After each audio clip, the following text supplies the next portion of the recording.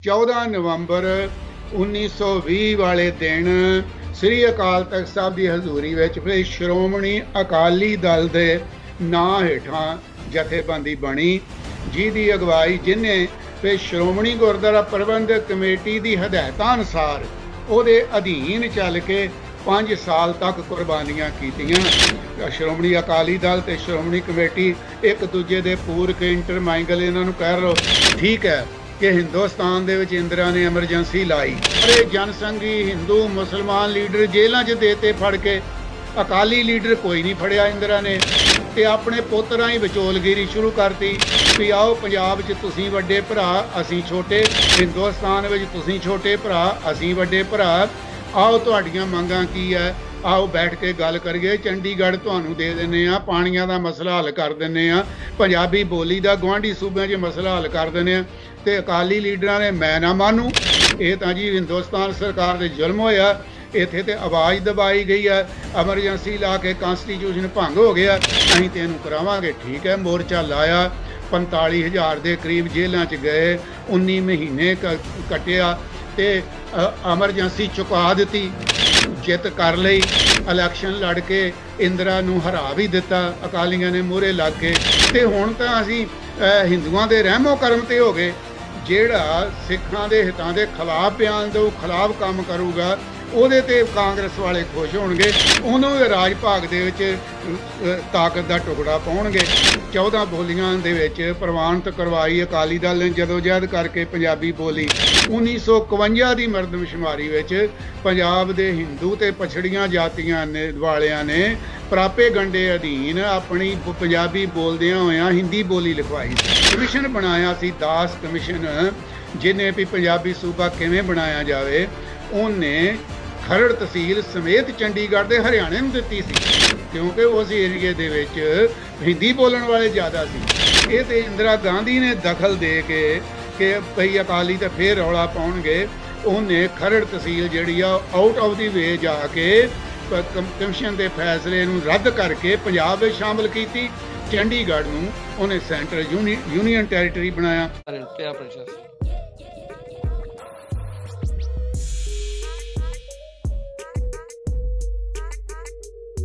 Vision Overseas ਇੱਕ ਮੁਕੰਮਲ migrant solution ਜੋ ਕਿ 2010 ਤੋਂ ਆਸਟ੍ਰੇਲੀਅਨ ਰਜਿਸਟਰਡ ਮਾਈਗ੍ਰੇਟ ਕੰਸਲਟੈਂਟ ਹਨ ਤੇ ਇਹ ਕਰਦੇ ਨੇ ਤੁਹਾਡੀਆਂ ਮਾਈਗ੍ਰੇਸ਼ਨ ਦੀਆਂ ਸਾਰੀਆਂ ਮੁਸ਼ਕਲਾਂ ਨੂੰ ਹੱਲ ਸਭ ਤੋਂ ਪਹਿਲਾਂ ਮੈਲਬਰਨ ਵਿੱਚ, ਅਤੇ ਨਾਲ ਹੀ ਵਿਜ਼ਨ ਸੋਲਿਸਿਟਰਸ ਦੇ ਬੈਨਰ ਹੇਠ ਇਹ ਦਿੰਦੇ ਨੇ ਫੈਮਿਲੀ ਮੈਟਰ ਦੀਆਂ ਸਭ ਸਮੱਸਿਆਵਾਂ ਦਾ ਹੱਲ। संपर्क करो suit 1 level 1 23 Koornang Road, Carnegie, Victoria 3163, phone 0399399036 और Vision Overseas Facebook, Vision Solicitors Facebook। Vision Overseas एक मुकम्मल माइग्रेंट सोल्यूशन।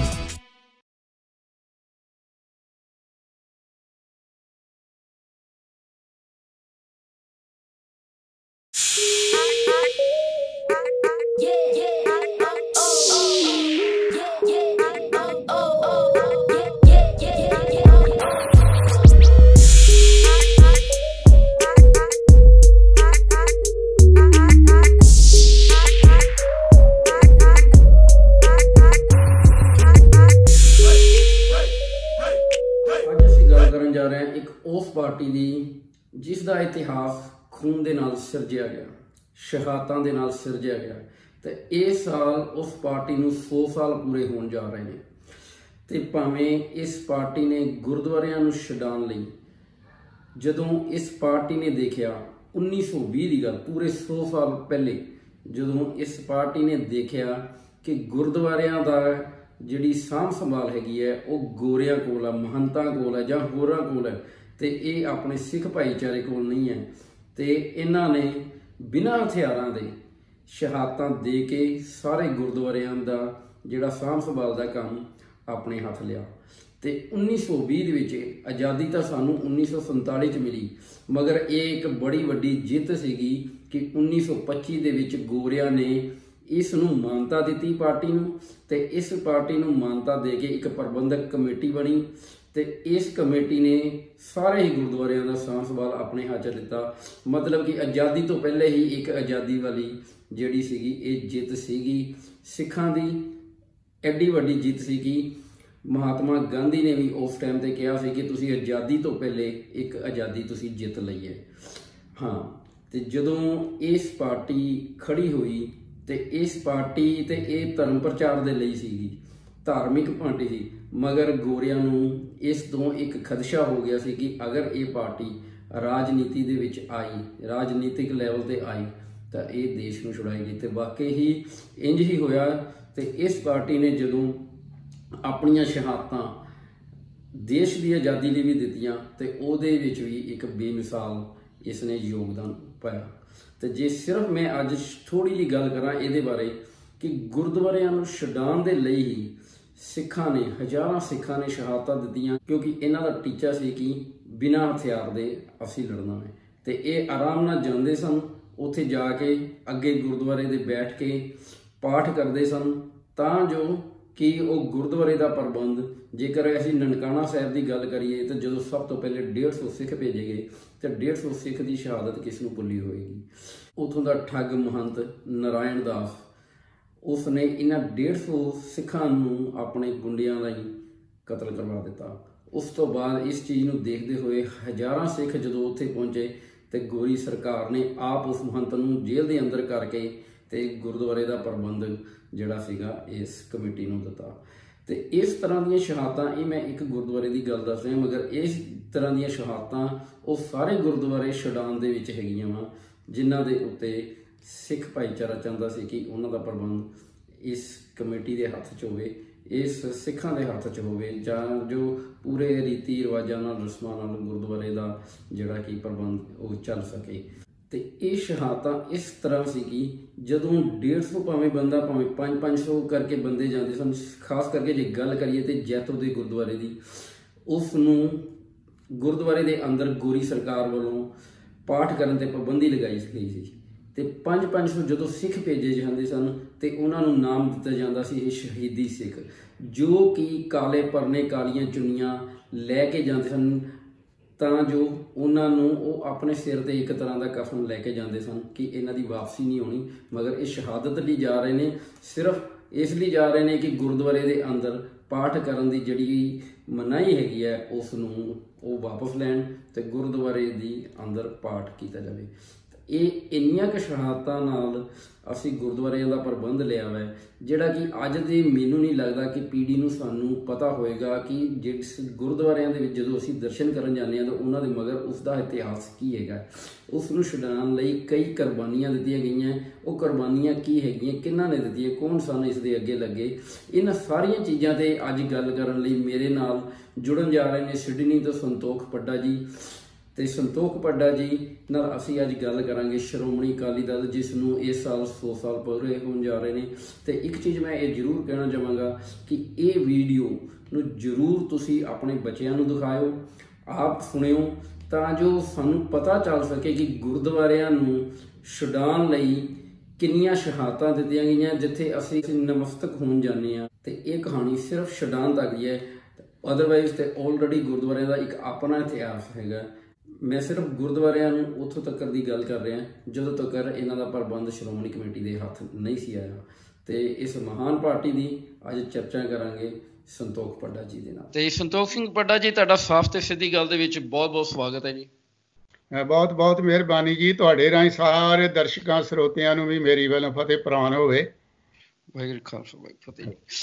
ਅੱਛਾ ਸੰਤੋਖ ਸਿੰਘ ਜੀ, ਜਿਹੜਾ ਸ਼੍ਰੋਮਣੀ ਅਕਾਲੀ ਦਲ ਦਾ 100 ਸਾਲ ਦਾ ਇਤਿਹਾਸ ਹੈ, ਇਹਦੇ ਉੱਤੇ ਥੋੜਾ ਜਿਹਾ ਸਾਨੂੰ ਚਾਨਣਾ ਪਾਓ ਤਾਂ ਜੋ ਸਾਡੇ ਦਰਸ਼ਕਾਂ ਨੂੰ ਵੀ ਇਹ ਪਤਾ ਚੱਲ ਸਕੇ ਜਿਹੜੀ ਅੱਜ ਦੀ ਪੀੜ੍ਹੀ ਹੈਗੀ ਹੈ ਸ਼੍ਰੋਮਣੀ ਅਕਾਲੀ ਦਲ ਤੋਂ ਕਿਤੇ ਕੋਈ ਲੁਕਿਆ ਛੁਪਿਆ ਤਾਂ ਨਹੀਂ ਹੈਗਾ ਵੀ ਸ਼੍ਰੋਮਣੀ ਅਕਾਲੀ ਦਲ ਕੌਣ ਹੈ, ਮਗਰ ਸ਼੍ਰੋਮਣੀ ਅਕਾਲੀ ਦਲ ਦਾ ਇਤਿਹਾਸ ਜਿਹੜਾ ਹੈਗਾ ਨਾ ਕਿਸੇ ਜਗ੍ਹਾ ਤੇ ਅੱਜ ਦੀ ਪੀੜ੍ਹੀ ਨੂੰ ਨਹੀਂ ਪਤਾ ਕਿ ਇਸ ਜਿਹੜੀ ਇਹ ਸੰਸਥਾ ਹੈਗੀ ਹੈ ਇਹਦੇ ਮਗਰ ਹਜ਼ਾਰਾਂ ਦੀਆਂ ਸ਼ਹਾਦਤਾਂ ਜਾਂ ਖੂਨ ਦੇ ਨਾਲ ਸਿਰਜੀ ਹੋਈ ਹੈ ਉਹ ਪਾਰਟੀ ਹੈ।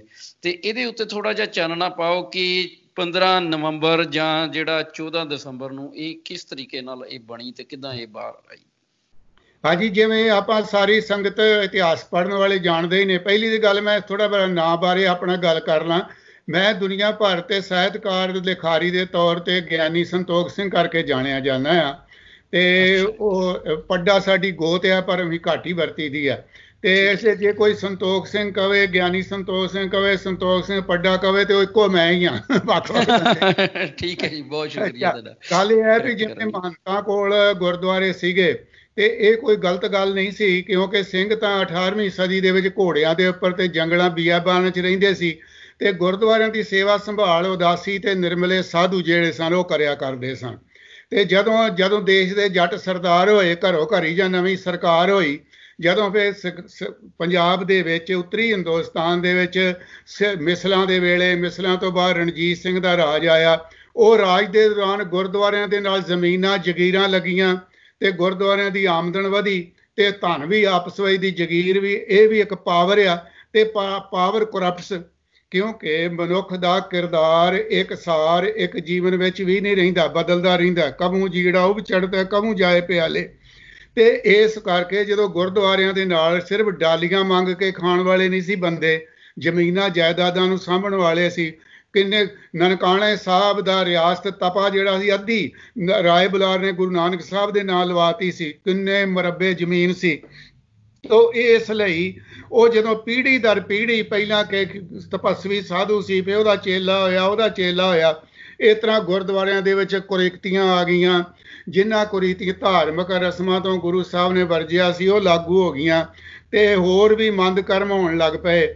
ਤੇ ਸਿੱਖਾਂ ਦੇ ਵਿੱਚ ਇਹ ਜੋਸ਼ ਸੀਗਾ ਵੀ ਇਹਨਾਂ ਕਰਪਟ ਵਿਅਕਤੀਆਂ ਪਾਸੋਂ ਆਪਾਂ ਗੁਰਦੁਆਰੇ ਖਾਲੀ ਕਰਾਉਣੇ ਆ। ਤੇ ਇਹ ਅੱਗ ਤਾਂ ਹੈਗੀ ਸੀ, ਤੀਲੀ ਲੱਗ ਗਈ ਇਹਨੂੰ।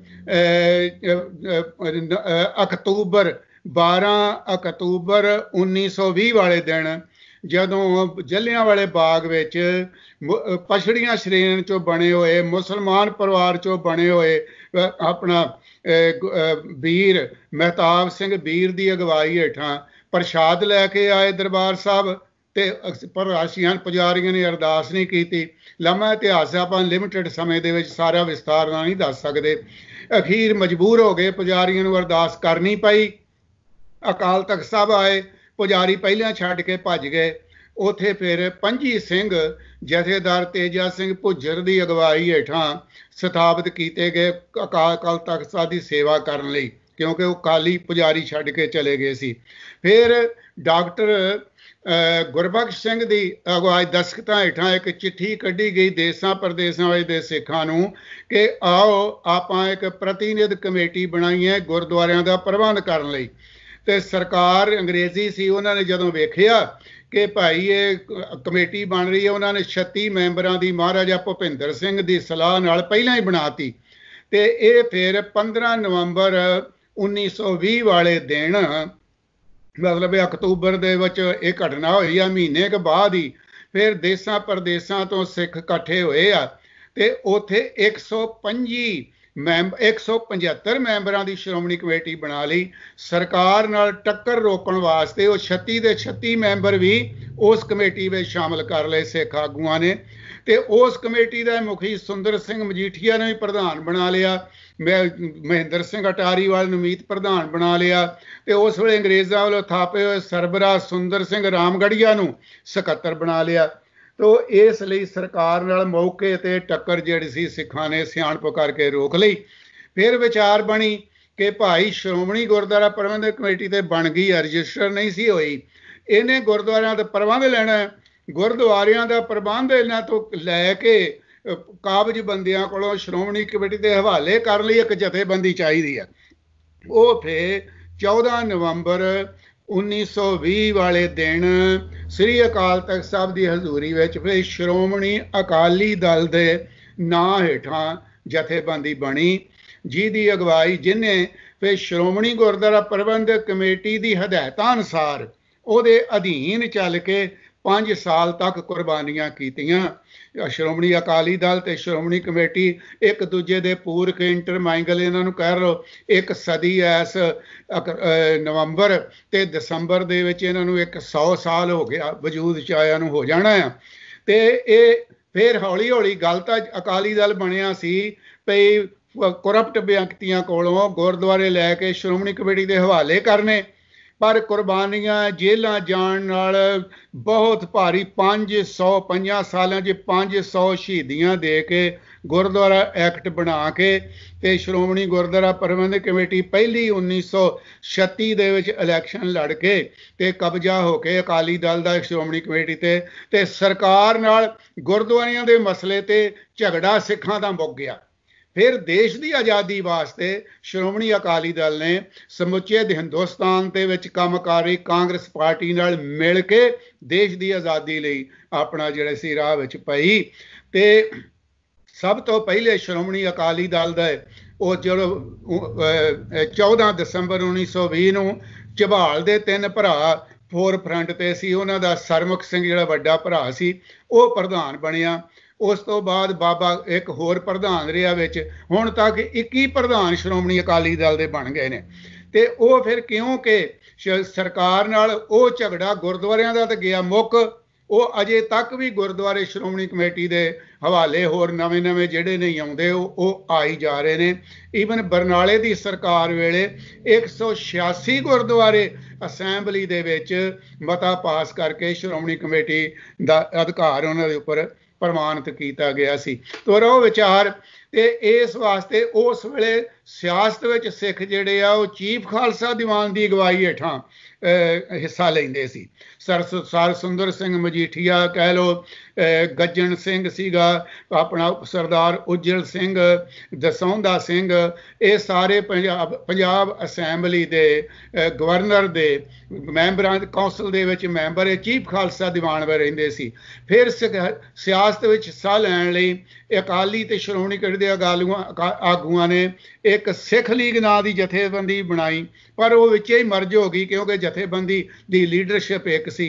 असली फिर श्रोमणी अकाली दल गुरुद्वारियां दे प्रबंध दी इलैक्शन लड़न वेले भी ते श्रोमणी गुरुद्वारा प्रबंधक कमेटी समझ लो कि इस तरह ये नाल जुड़ गई जिवें कि कांग्रेस आज़ाद कराउण लई लड़ाई लड़ रही सी ते भारत सरकार ते कांग्रेस का जो संबंध सी आपस विच दी उही श्रोमणी गुरुद्वारा प्रबंधक कमेटी ते श्रोमणी अकाली दल का संबंध आपस विच जुड़ गया। फिर सिखां दे समुचे तौर पर धार्मिक, विद्यक, समाजिक, सियासी तरह दियां हर तरह दियां सरगर्मियां दे विच हुण तक श्रोमणी अकाली दल मोहरी हिस्सा पाउंदा आ रहा है। समय समय दियां लीडरशिप बदलदियां रहियां ने, 21वां हुण प्रधान बन गया, उतरा चढ़ा आउंदे रहे आ। कदी श्रोमणी अकाली दल कोल कुछ भी नहीं सी हुंदा, कदी ये पंजाब दे विच तीजे नंबर की ताकत मन्नी जाती सी, सेंटर विच भी वजीर बलदेव सिंह हुंदा सी। तो ये चलदियां आ रहीआं गल्लां। हुण तुसीं वेख ही रहे हो कि पिछे जे अपना बहुत थोड़े मैंबर MLA जिहड़े सी वो जिते ने अकाली दल दे। 100 साल दे विच अज श्रोमणी अकाली दल जिथे आ अज पहुंचिया होया आपां सारे जानदे हां जी।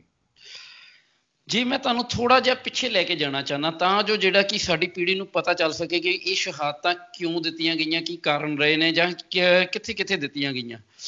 अगर थोड़ा जिहा तुसीं सानूं चानना पा सको ननकाना साहिब नूं छडाउण दे लई ते जैतू दा जिहड़ा खास करके जैतू गुरुद्वारे नूं उत्थे पाठ शुरू करवाउण लई जिहड़ियां शहादतां होईयां, अगर इन्हां दे चानण दे। हाँ जी, आप बरीफ दे विच गल करते इन्हां दे सारियां घटनावां बारे बहुत लोगों ने बड़ियां बड़ियां किताबां भी लिखियां हुईयां ने, पर आप बरीफ दे विच गल करते हैं भी सब तो पहली शहादत ते तरनताਰਨ होई आ। वसाऊ अपना 2 सिंह उत्थे शहीद होए ने पुजारियां तो छुड़ाउण लई। उस तो बाद फिर ननकाने साहब की शहादत होई है। वो समझ लो भी कुर्बानी करके ते जिद करके ते बिना तैयारी तो ते अमन पई अमन शांति दे नाल उत्थे चले गए। पर महंत ने नारायण दास ने भारी तैयारी की हुई सी। उन्हें फिर मतलब तुसीं समझ लो भी पूरी गिणती नहीं, क्योंकि टुकड़े कर करके उन्हें अग दे विच साड़ दिते सी ते पूरा पता तो नहीं लग्या कि पर 1.5 पौने 200 के करीब उत्थे सिंघां दीयां शहादतां होईयां ते सरकार उहदी हिमायत ते सी।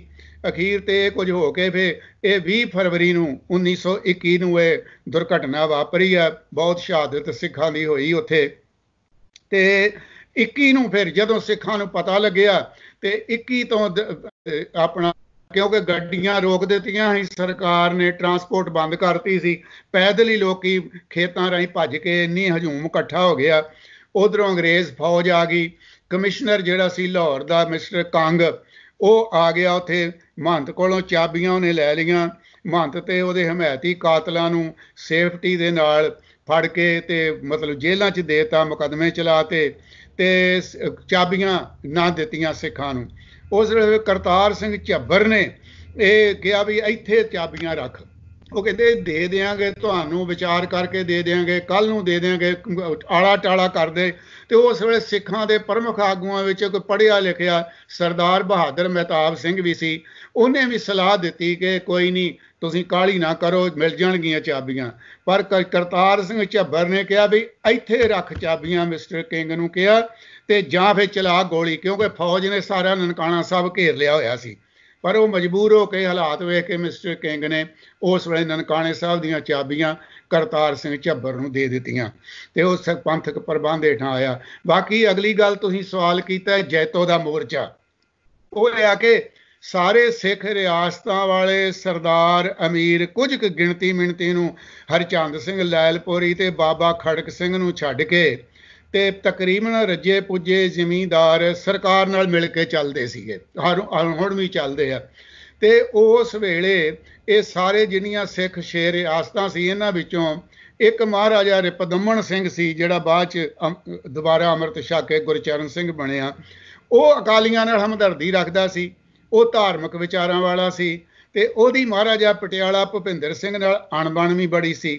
ਭੁਪਿੰਦਰ ਸਿੰਘ ਅੰਗਰੇਜ਼ਾਂ ਦੇ ਨਾਲ ਗੁੱਡ ਬੁੱਕ ਤੇ ਸੀ ਤੇ ਉਹ ਇਸ ਤਰ੍ਹਾਂ ਕਰਕੇ ਮਜਬੂਰੀ 'ਚ ਮੁਕੱਦਮੇ ਚੱਕਰ 'ਚ ਫਸਾ ਕੇ ਉਹਨੂੰ ਨਾ ਅੰਗਰੇਜ਼ਾਂ ਨੇ ਜ਼ਬਰਦਸਤੀ ਆਣ ਕੇ ਚਾਰਜ ਲੈ ਲਿਆ, ਨਾਭੇ ਦਾ ਮਹੱਲ ਤੇ ਕਬਜ਼ਾ ਕਰ ਲਿਆ ਤੇ ਉਹਨੂੰ ਦਸਖਤ ਕਰਵਾ ਲਏ ਕਿ ਮੈਂ ਰਾਜ ਭਾਗ ਛੱਡਿਆ ਆਪਣੇ ਨਾਬਾਲਗ ਪੁੱਤਰ ਪ੍ਰਤਾਪ ਸਿੰਘ ਦੇ ਹੱਕ 'ਚ। ਤੇ ਜੋ ਨਾਬਾਲਗ ਰਾਜਾ ਬਣਿਆ ਤੇ ਉਹ ਰਾਜ ਤਾਂ ਫਿਰ ਰੈਜੀਡੈਂਟ ਨਹੀਂ ਚਲਾਉਣਾ, ਰੀਜੈਂਟ ਜਿਹਨੂੰ ਕਹਿੰਦੇ, ਉਹਨੇ ਹੀ ਚਲਾਉਣਾ ਹੁੰਦਾ ਅੰਗਰੇਜ਼ ਨੇ। ਤੇ ਇਹਨੂੰ ਫਿਰ ਨਾਭੇ ਤੋਂ ਵੀ ਜਲਾਵਤਨ ਕਰਕੇ ਭੇਜ ਦਿੱਤਾ ਦੇਹਰਾਦੂਨ।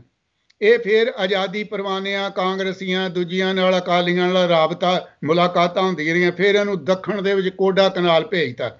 ਤੇ ਸ਼੍ਰੋਮਣੀ ਕਮੇਟੀ ਨੇ ਇਹ, ਕਿਉਂਕਿ ਸਿੱਖਾਂ ਦੀ ਸ਼੍ਰੋਮਣੀ ਕਮੇਟੀ ਦਾ ਹਮਦਰਦ ਹੋਣ ਕਰਕੇ ਇਹਨੂੰ ਰਾਜ ਭਾਗ ਗਵਾਉਣਾ ਪਿਆ। ਫਿਰ ਇਹਦੀ ਰਾਜ ਦੀ ਬਹਾਲੀ ਲਈ ਪ੍ਰੋਟੈਸਟ ਵਜੋਂ ਸ਼੍ਰੋਮਣੀ ਅਕਾਲੀ ਦਲ ਦੀ ਅਗਵਾਈ ਨੇ ਹੇਠਾਂ ਸਾਰੇ ਹੀ ਸਿੱਖਾਂ ਨੂੰ ਇਹ ਹਦਾਇਤ ਕੀਤੀ ਜਾਂ ਬੇਨਤੀ ਕੀਤੀ ਗਈ ਕਿ ਤੁਸੀਂ ਇੰਨੀ ਤਰੀਕ ਨੂੰ ਅਖੰਡ ਪਾਠ ਰੱਖ ਕੇ, ਇੰਨੀ ਤਰੀਕ ਨੂੰ ਭੋਗ ਪਾ ਕੇ ਤੇ ਨਾਭਾ ਦਿਵਸ ਦੇ ਨਾਂ ਤੇ ਦਿਨ ਮਨਾਉਣਾ ਤੇ ਸਭ ਨੇ ਕਾਲੀਆਂ ਪੱਗਾਂ ਬੰਨ੍ਹਣੀਆਂ ਪ੍ਰੋਟੈਸਟ ਵਜੋਂ। ਤੇ ਇਹ ਅਖੰਡ ਪਾਠ ਜੈਤੋ ਵੀ ਰੱਖਿਆ ਗਿਆ।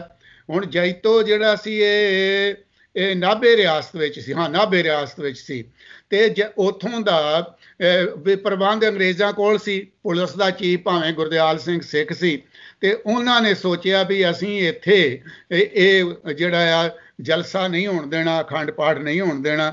ਉਹ ਪੁਲਿਸ ਨੇ ਜਾ ਕੇ ਅਖੰਡ ਪਾਠ ਕਰਨ ਵਾਲੇ ਪਾਠੀ ਨੂੰ ਬਾਂਹ ਤੋਂ ਫੜ ਕੇ ਤੇ ਉਠਾ ਕੇ ਧੂ ਕੇ ਬਾਹਰ ਲੈ ਆਏ। ਅਖੰਡ ਪਾਠ ਖੰਡਿਤ ਹੋ ਗਿਆ। ਉਹ ਫਿਰ ਅਖੰਡ ਪਾਠ ਉੱਥੇ ਕਰਨ ਵਾਸਤੇ ਇਸ ਜਦੋਂ ਜਹਿਦ ਲਈ ਮੋਰਚਾ ਲੱਗ ਗਿਆ। ਅਕਾਲ ਤਖਤ ਸਾਹਿਬ ਤੋਂ ਜਥੇ ਜਾਣੇ ਸ਼ੁਰੂ ਹੋਏ, ਜਿਸ ਮੋਰਚੇ ਵਿੱਚ ਹਾਂਗਕਾਂਗ ਦੇ ਸਿੱਖਾਂ ਦਾ ਵੀ ਜਥਾ ਆਇਆ, ਕੈਨੇਡਾ ਦੇ ਸਿੱਖਾਂ ਦਾ ਵੀ ਜਥਾ ਆਇਆ, ਹੋਰ ਮੁਲਕ ਦੇ ਸਿੱਖਾਂ ਦੇ ਵੀ ਜਥੇ ਆਏ।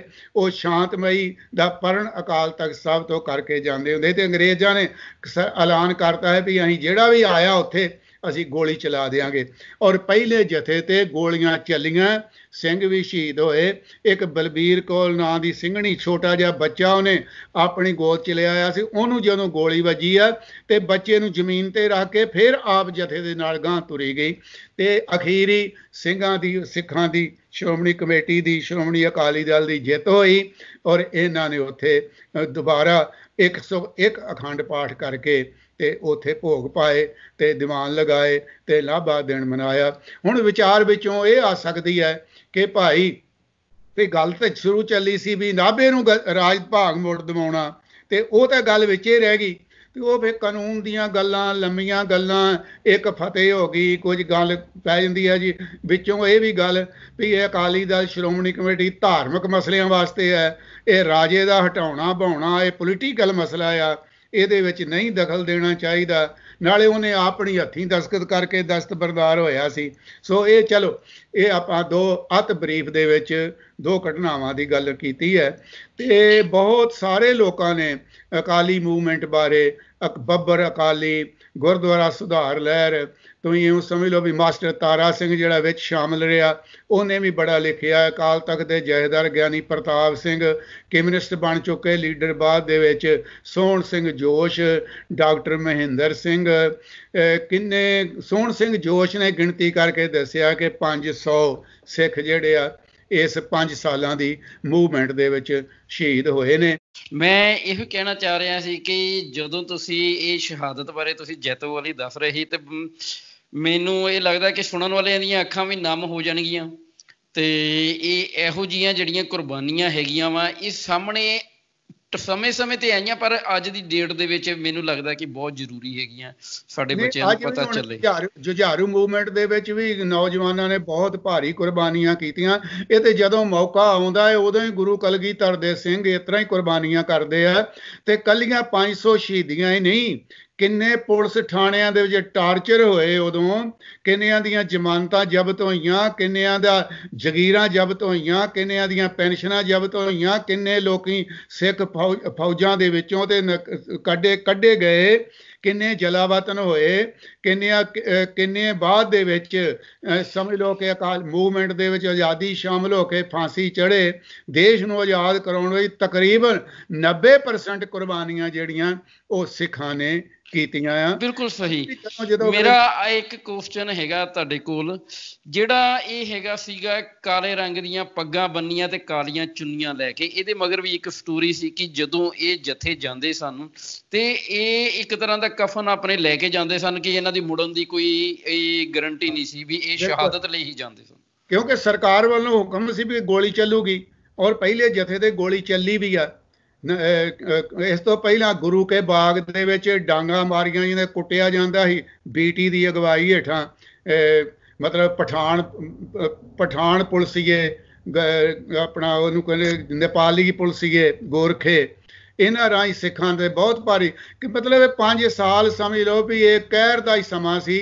ਜਿਵੇਂ ਆ 10-12 ਸਾਲ 80-90 ਵਾਲੇ ਦਹਾਕੇ ਦੇ ਵਿੱਚ ਪੰਜਾਬ ਦੇ ਵਿੱਚ ਸਿੱਖਾਂ ਨੇ ਭੁਗਤਿਆ, ਇਸ ਨਾਲੋਂ ਕਿਸੇ ਵੀ ਤਰ੍ਹਾਂ ਉਸ ਵੇਲੇ ਵੀ ਘੱਟ ਨਹੀਂ ਸੀ। ਤੇ ਗਾਂ ਵੀ ਕੋਈ ਸਮਾਂ ਆਇਆ, ਪਰ ਵਿਚਾਰ, ਕਿਉਂਕਿ ਤੁਸੀਂ ਵੀ ਪੜ੍ਹੇ ਲਿਖੇ ਹੋ, ਮੈਂ ਵੀ ਬੁੱਢਾ ਹੋ ਗਿਆ, ਉਹ ਜਵਾਨੀ ਵਾਲਾ ਜੋਸ਼ ਤੇ ਭਾਵੇਂ ਨਹੀਂ ਰਿਹਾ, ਪਰ ਕਦੀ ਖਿਆਲ ਆਉਂਦਾ ਆ ਕਿ ਅਸੀਂ ਗੁਰੂ ਨਾਨਕ ਸਾਹਿਬ ਦੇ ਸਮੇਂ ਤੋਂ ਲੈ ਕੇ ਸ਼ਹੀਦੀਆਂ ਹੀ ਦਿੰਦੇ ਰਹਿਣਾ, ਅਸੀਂ ਕੁਰਬਾਨੀਆਂ ਹੀ ਕਰਦੇ ਰਹਿਣਾ, ਅਸੀਂ ਦੂਜਿਆਂ ਦੇ ਰਾਜ ਭਾਗ ਬਣਾਉਣ ਲਈ ਆਪਣਾ ਆਪ ਬਰਬਾਦ ਕਰੀ ਜਾਣਾ। ਅਸੀਂ ਸਿੱਖ ਭੁੱਖੇ ਗੁਆਂਢ ਨੂੰ ਛੱਡ ਕੇ ਤੇ ਬਾਹਰ ਅਨਮਤੀਆਂ ਨੂੰ ਦੂਜਿਆਂ ਨੂੰ ਜਾ ਕੇ ਲੰਗਰ ਛਕਾਉਣੇ ਆ, ਰੱਜਿਆਂ ਦੇ ਮੂੰਹਾਂ 'ਚ ਤੁੰਨਣੇ ਆ। ਕਿ ਆਪਾਂ ਸਾਰੀ ਮਤਲਬ ਕਦੀ ਵੀ ਆਪਾਂ ਆਪਣਾ ਫਾਇਦਾ ਨਹੀਂ ਸੋਚਣਾ, ਆਪਣੀ ਕੌਮ ਦਾ ਫਾਇਦਾ ਨਹੀਂ ਸੋਚਣਾ, ਆਪਣੇ ਦੇਸ਼ ਪੰਜਾਬ ਦਾ ਫਾਇਦਾ ਨਹੀਂ ਸੋਚਣਾ। ਬੜੀ ਵਿਚਾਰ ਕਰਨ ਵਾਲੀ ਸਿੱਖ ਕੌਮ ਦੇ ਲੀਡਰਾਂ ਦੇ ਸਾਹਮਣੇ ਗੱਲ ਆ ਕਿ ਭਾਈ ਸਿੱਖ ਦਾ ਆਦਰਸ਼ ਆ, ਹਰ ਅਰਦਾਸ ਸਮੇਂ ਕਹਿੰਦਾ ਨਾਨਕ ਨਾਮ ਚੜ੍ਹਦੀ ਕਲਾ, ਤੇਰੇ ਭਾਣੇ ਸਰਬੱਤ ਕਾ ਭਲਾ। ਇਹ ਤੇ ਗੱਲ ਠੀਕ ਹੈ, ਸਰਬੱਤ ਦਾ ਭਲਾ ਅਸੀਂ ਚਾਹੁੰਦੇ ਹਾਂ, ਪਰ ਜੇ ਉਹ ਸਰਬੱਤ ਦੇ ਵਿੱਚ ਅਸੀਂ ਵੀ ਤੇ ਆਉਂਦੇ ਆ ਨਾ, ਸਿੱਖ ਵੀ ਤੇ ਆਉਂਦੇ ਆ। Charity begins at home. ਜੇ ਆਪਣਾ ਨਾ ਸਰੇ ਤੇ ਕੁੜਮਾ ਅੱਗੇ ਕੀ ਧਰੇ। ਅਸੀਂ ਆਪਣਾ ਲੁਟਾਈ ਦੂਜਿਆਂ ਵਾਸਤੇ ਜਾਂਦੇ ਹਾਂ, ਆਪਣੇ ਵੱਲ ਵੀ ਸਾਨੂੰ ਧਿਆਨ ਕਰਨਾ ਚਾਹੀਦਾ। ਕੋਈ ਮਤਲਬ ਵੀ ਸਿਰਫ ਹਿੱਕ ਦੇ ਜ਼ੋਰ ਨਾਲ, ਸਿਰਫ ਕੁਰਬਾਨੀਆਂ ਕਰਨ ਵਾਸਤੇ ਹੀ, ਸਿਰਫ ਸ਼ਹੀਦੀਆਂ ਲੈਣ ਵਾਸਤੇ ਹੀ ਆਪਾਂ ਸ਼ਹੀਦ ਹੋਈ ਜਾਣਾ। ਉਹ ਸਰਦਾਰ ਕਪੂਰ ਸਿੰਘ ਦੇ ਸ਼ਬਦਾਂ ਵਿੱਚ ਕਹਿੰਦਾ ਕਿੰਨੇ ਬੱਕਰੇ ਮਰ ਗਏ ਆ, ਕੁਰਬਾਨੀਆਂ ਹੋਈਆਂ, ਕਿਤੇ ਬਕਰਸਤਾਨ ਬਣਿਆ। ਤੁਸੀਂ ਖਾਲਸੇ ਜਿੰਨੀਆਂ ਮਰਜ਼ੀ ਸ਼ਹੀਦੀਆਂ ਦੇਈ ਜਾਓ, ਤੁਸੀਂ ਖਾਲਿਸਤਾਨ ਬਣਾ ਲਓਗੇ। ਸੋ ਕਹਿਣ ਤੋਂ ਭਾਵ ਇਹ ਹੈ ਕਿ ਬਹਿ ਕੇ ਸੋਚਣਾ ਚਾਹੀਦਾ ਹੈ, ਕਿਉਂਕਿ ਦੇਖੋ ਠੀਕ ਹੈ ਕਿ ਹਿੰਦੁਸਤਾਨ ਦੇ ਵਿੱਚ ਇੰਦਰਾ ਨੇ ਐਮਰਜੈਂਸੀ ਲਾਈ ਤੇ ਸਿੱਖਾਂ ਦਾ ਕੰਮ ਹੈ ਅਕਾਲੀ ਦਲ ਦੀ ਅਗਵਾਈ ਹੇਠਾਂ ਕਿ ਕਿਸੇ ਤੇ ਵੀ ਬੇਇਨਸਾਫੀ ਹੋ ਰਹੀ ਹੈ ਤੇ ਉਹਦੇ ਖਿਲਾਫ ਮੋਰਚਾ ਲਾ ਦੇਣਾ। ਮੇਰਾ ਅਗਲਾ ਕੁਐਸਚਨ ਇਹ ਸੀਗਾ ਕੀ ਕਹਿੰਦੇ ਐਮਰਜੈਂਸੀ ਦੇ ਟਾਈਮ ਤੇ ਅਕਾਲੀ ਦਲ ਮਤਲਬ ਉਹਨੇ ਤੇ ਸਾਰੇ ਜਨਸੰਘੀ ਹਿੰਦੂ ਮੁਸਲਮਾਨ ਲੀਡਰ ਜੇਲ੍ਹਾਂ 'ਚ ਦੇਤੇ ਫੜ ਕੇ, ਅਕਾਲੀ ਲੀਡਰ ਕੋਈ ਨਹੀਂ ਫੜਿਆ ਇੰਦਰਾ ਨੇ, ਤੇ ਆਪਣੇ ਪੁੱਤ ਰਾਹੀਂ ਵਿਚੋਲਗਿਰੀ ਸ਼ੁਰੂ ਕਰਤੀ। ਵੀ ਆਓ ਪੰਜਾਬ 'ਚ ਤੁਸੀਂ ਵੱਡੇ ਭਰਾ ਅਸੀਂ ਛੋਟੇ, ਹਿੰਦੁਸਤਾਨ ਵਿੱਚ ਤੁਸੀਂ ਛੋਟੇ ਭਰਾ ਅਸੀਂ ਵੱਡੇ ਭਰਾ, ਆਓ ਤੁਹਾਡੀਆਂ ਮੰਗਾਂ ਕੀ ਹੈ, ਆਓ ਬੈਠ ਕੇ ਗੱਲ ਕਰੀਏ, ਚੰਡੀਗੜ੍ਹ ਤੁਹਾਨੂੰ ਦੇ ਦਿੰਦੇ ਆ, ਪਾਣੀਆਂ ਦਾ ਮਸਲਾ ਹੱਲ ਕਰ ਦਿੰਦੇ ਆ, ਪੰਜਾਬੀ ਬੋਲੀ ਦਾ ਗੁਆਂਢੀ ਸੂਬਿਆਂ 'ਚ ਮਸਲਾ ਹੱਲ ਕਰ ਦਿੰਦੇ ਆ। ਤੇ ਅਕਾਲੀ ਲੀਡਰਾਂ ਨੇ ਮੈਂ ਨਾ ਮਾਨੂੰ, ਇਹ ਤਾਂ ਜੀ ਹਿੰਦੁਸਤਾਨ ਸਰਕਾਰ ਦੇ ਜ਼ੁਲਮ ਹੋਇਆ, ਇੱਥੇ ਤੇ ਆਵਾਜ਼ ਦਬਾਈ ਗਈ ਹੈ, ਐਮਰਜੈਂਸੀ ਲਾ ਕੇ ਕਨਸਟੀਟਿਊਸ਼ਨ ਭੰਗ ਹੋ ਗਿਆ, ਅਸੀਂ ਤੇ ਇਹਨੂੰ ਕਰਾਵਾਂਗੇ। ਠੀਕ ਹੈ, ਮੋਰਚਾ ਲਾਇਆ, 45,000 ਦੇ ਕਰੀਬ ਜੇਲ੍ਹਾਂ 'ਚ ਗਏ, 19 ਮਹੀਨੇ ਕੱਟਿਆ ਤੇ ਐਮਰਜੈਂਸੀ ਚੁਕਾ ਦਿੱਤੀ, ਜਿੱਤ ਕਰ ਲਈ, ਇਲੈਕਸ਼ਨ ਲੜ ਕੇ ਇੰਦਰਾ ਨੂੰ ਹਰਾ ਵੀ ਦਿੱਤਾ ਅਕਾਲੀਆਂ ਨੇ ਮੂਹਰੇ ਲੱਗ ਕੇ। ਤੇ ਮਿਲਿਆ ਕੀ? ਜੋ ਕੁਝ ਅਕਾਲੀਆਂ ਨੇ ਸ਼ਾਂਤਮਈ ਰਹਿ ਕੇ ਜੇਲ੍ਹਾਂ ਭਰ ਕੇ ਕੁਝ ਨਾ ਕੁਝ ਪ੍ਰਾਪਤ ਕੀਤਾ ਸੀ, ਕਿਉਂਕਿ ਹਿੰਦੁਸਤਾਨ ਪੰਜਾਬੀ ਬੋਲੀ ਨੂੰ ਨਹੀਂ ਸੀ ਮੰਨਿਆ ਜਾਂਦਾ, ਉਹ ਮਨਵਾਈ। ਪਛੜੀਆਂ ਸ਼੍ਰੇਣੀਆਂ ਸਿੱਖਾਂ ਨੂੰ ਰਿਜ਼ਰਵੇਸ਼ਨ ਸੀ ਨਹੀਂ ਮੰਨਦੇ, ਉਹ ਮਨਵਾਇਆ। ਰੀਜਨਲ ਫਾਰਮੂਲਾ ਬਣਾਇਆ, ਪੰਜਾਬੀ ਵਾਸਤੇ ਗੁਰਮੁਖੀ ਲਿਪੀ ਜ਼ਰੂਰੀ ਕਰਵਾਈ, ਫਿਰ ਰੀਜਨਲ ਫਾਰਮੂਲਾ ਬਣਵਾਇਆ, ਫਿਰ ਪੰਜਾਬੀ ਸੂਬਾ ਬਣਵਾਇਆ। ਤੇ ਫਿਰ ਪੰਜਾਬੀ ਸੂਬੇ ਬਣਾਉਣ ਦਾ ਮਤਲਬ ਸੀ ਕਿ ਇੱਥੇ ਖਾਲਸਿਆਂ ਦਾ ਸ਼੍ਰੋਮਣੀ ਅਕਾਲੀ ਦਲ ਦੀ ਅਗਵਾਈ ਹੇਠਾਂ ਸਰਕਾਰ ਬਣੇ। ਉਹ ਵੀ 3 4 5 6 ਵਾਰੀ ਅਕਾਲੀਆਂ ਨੇ ਬਣਾ ਲਈ।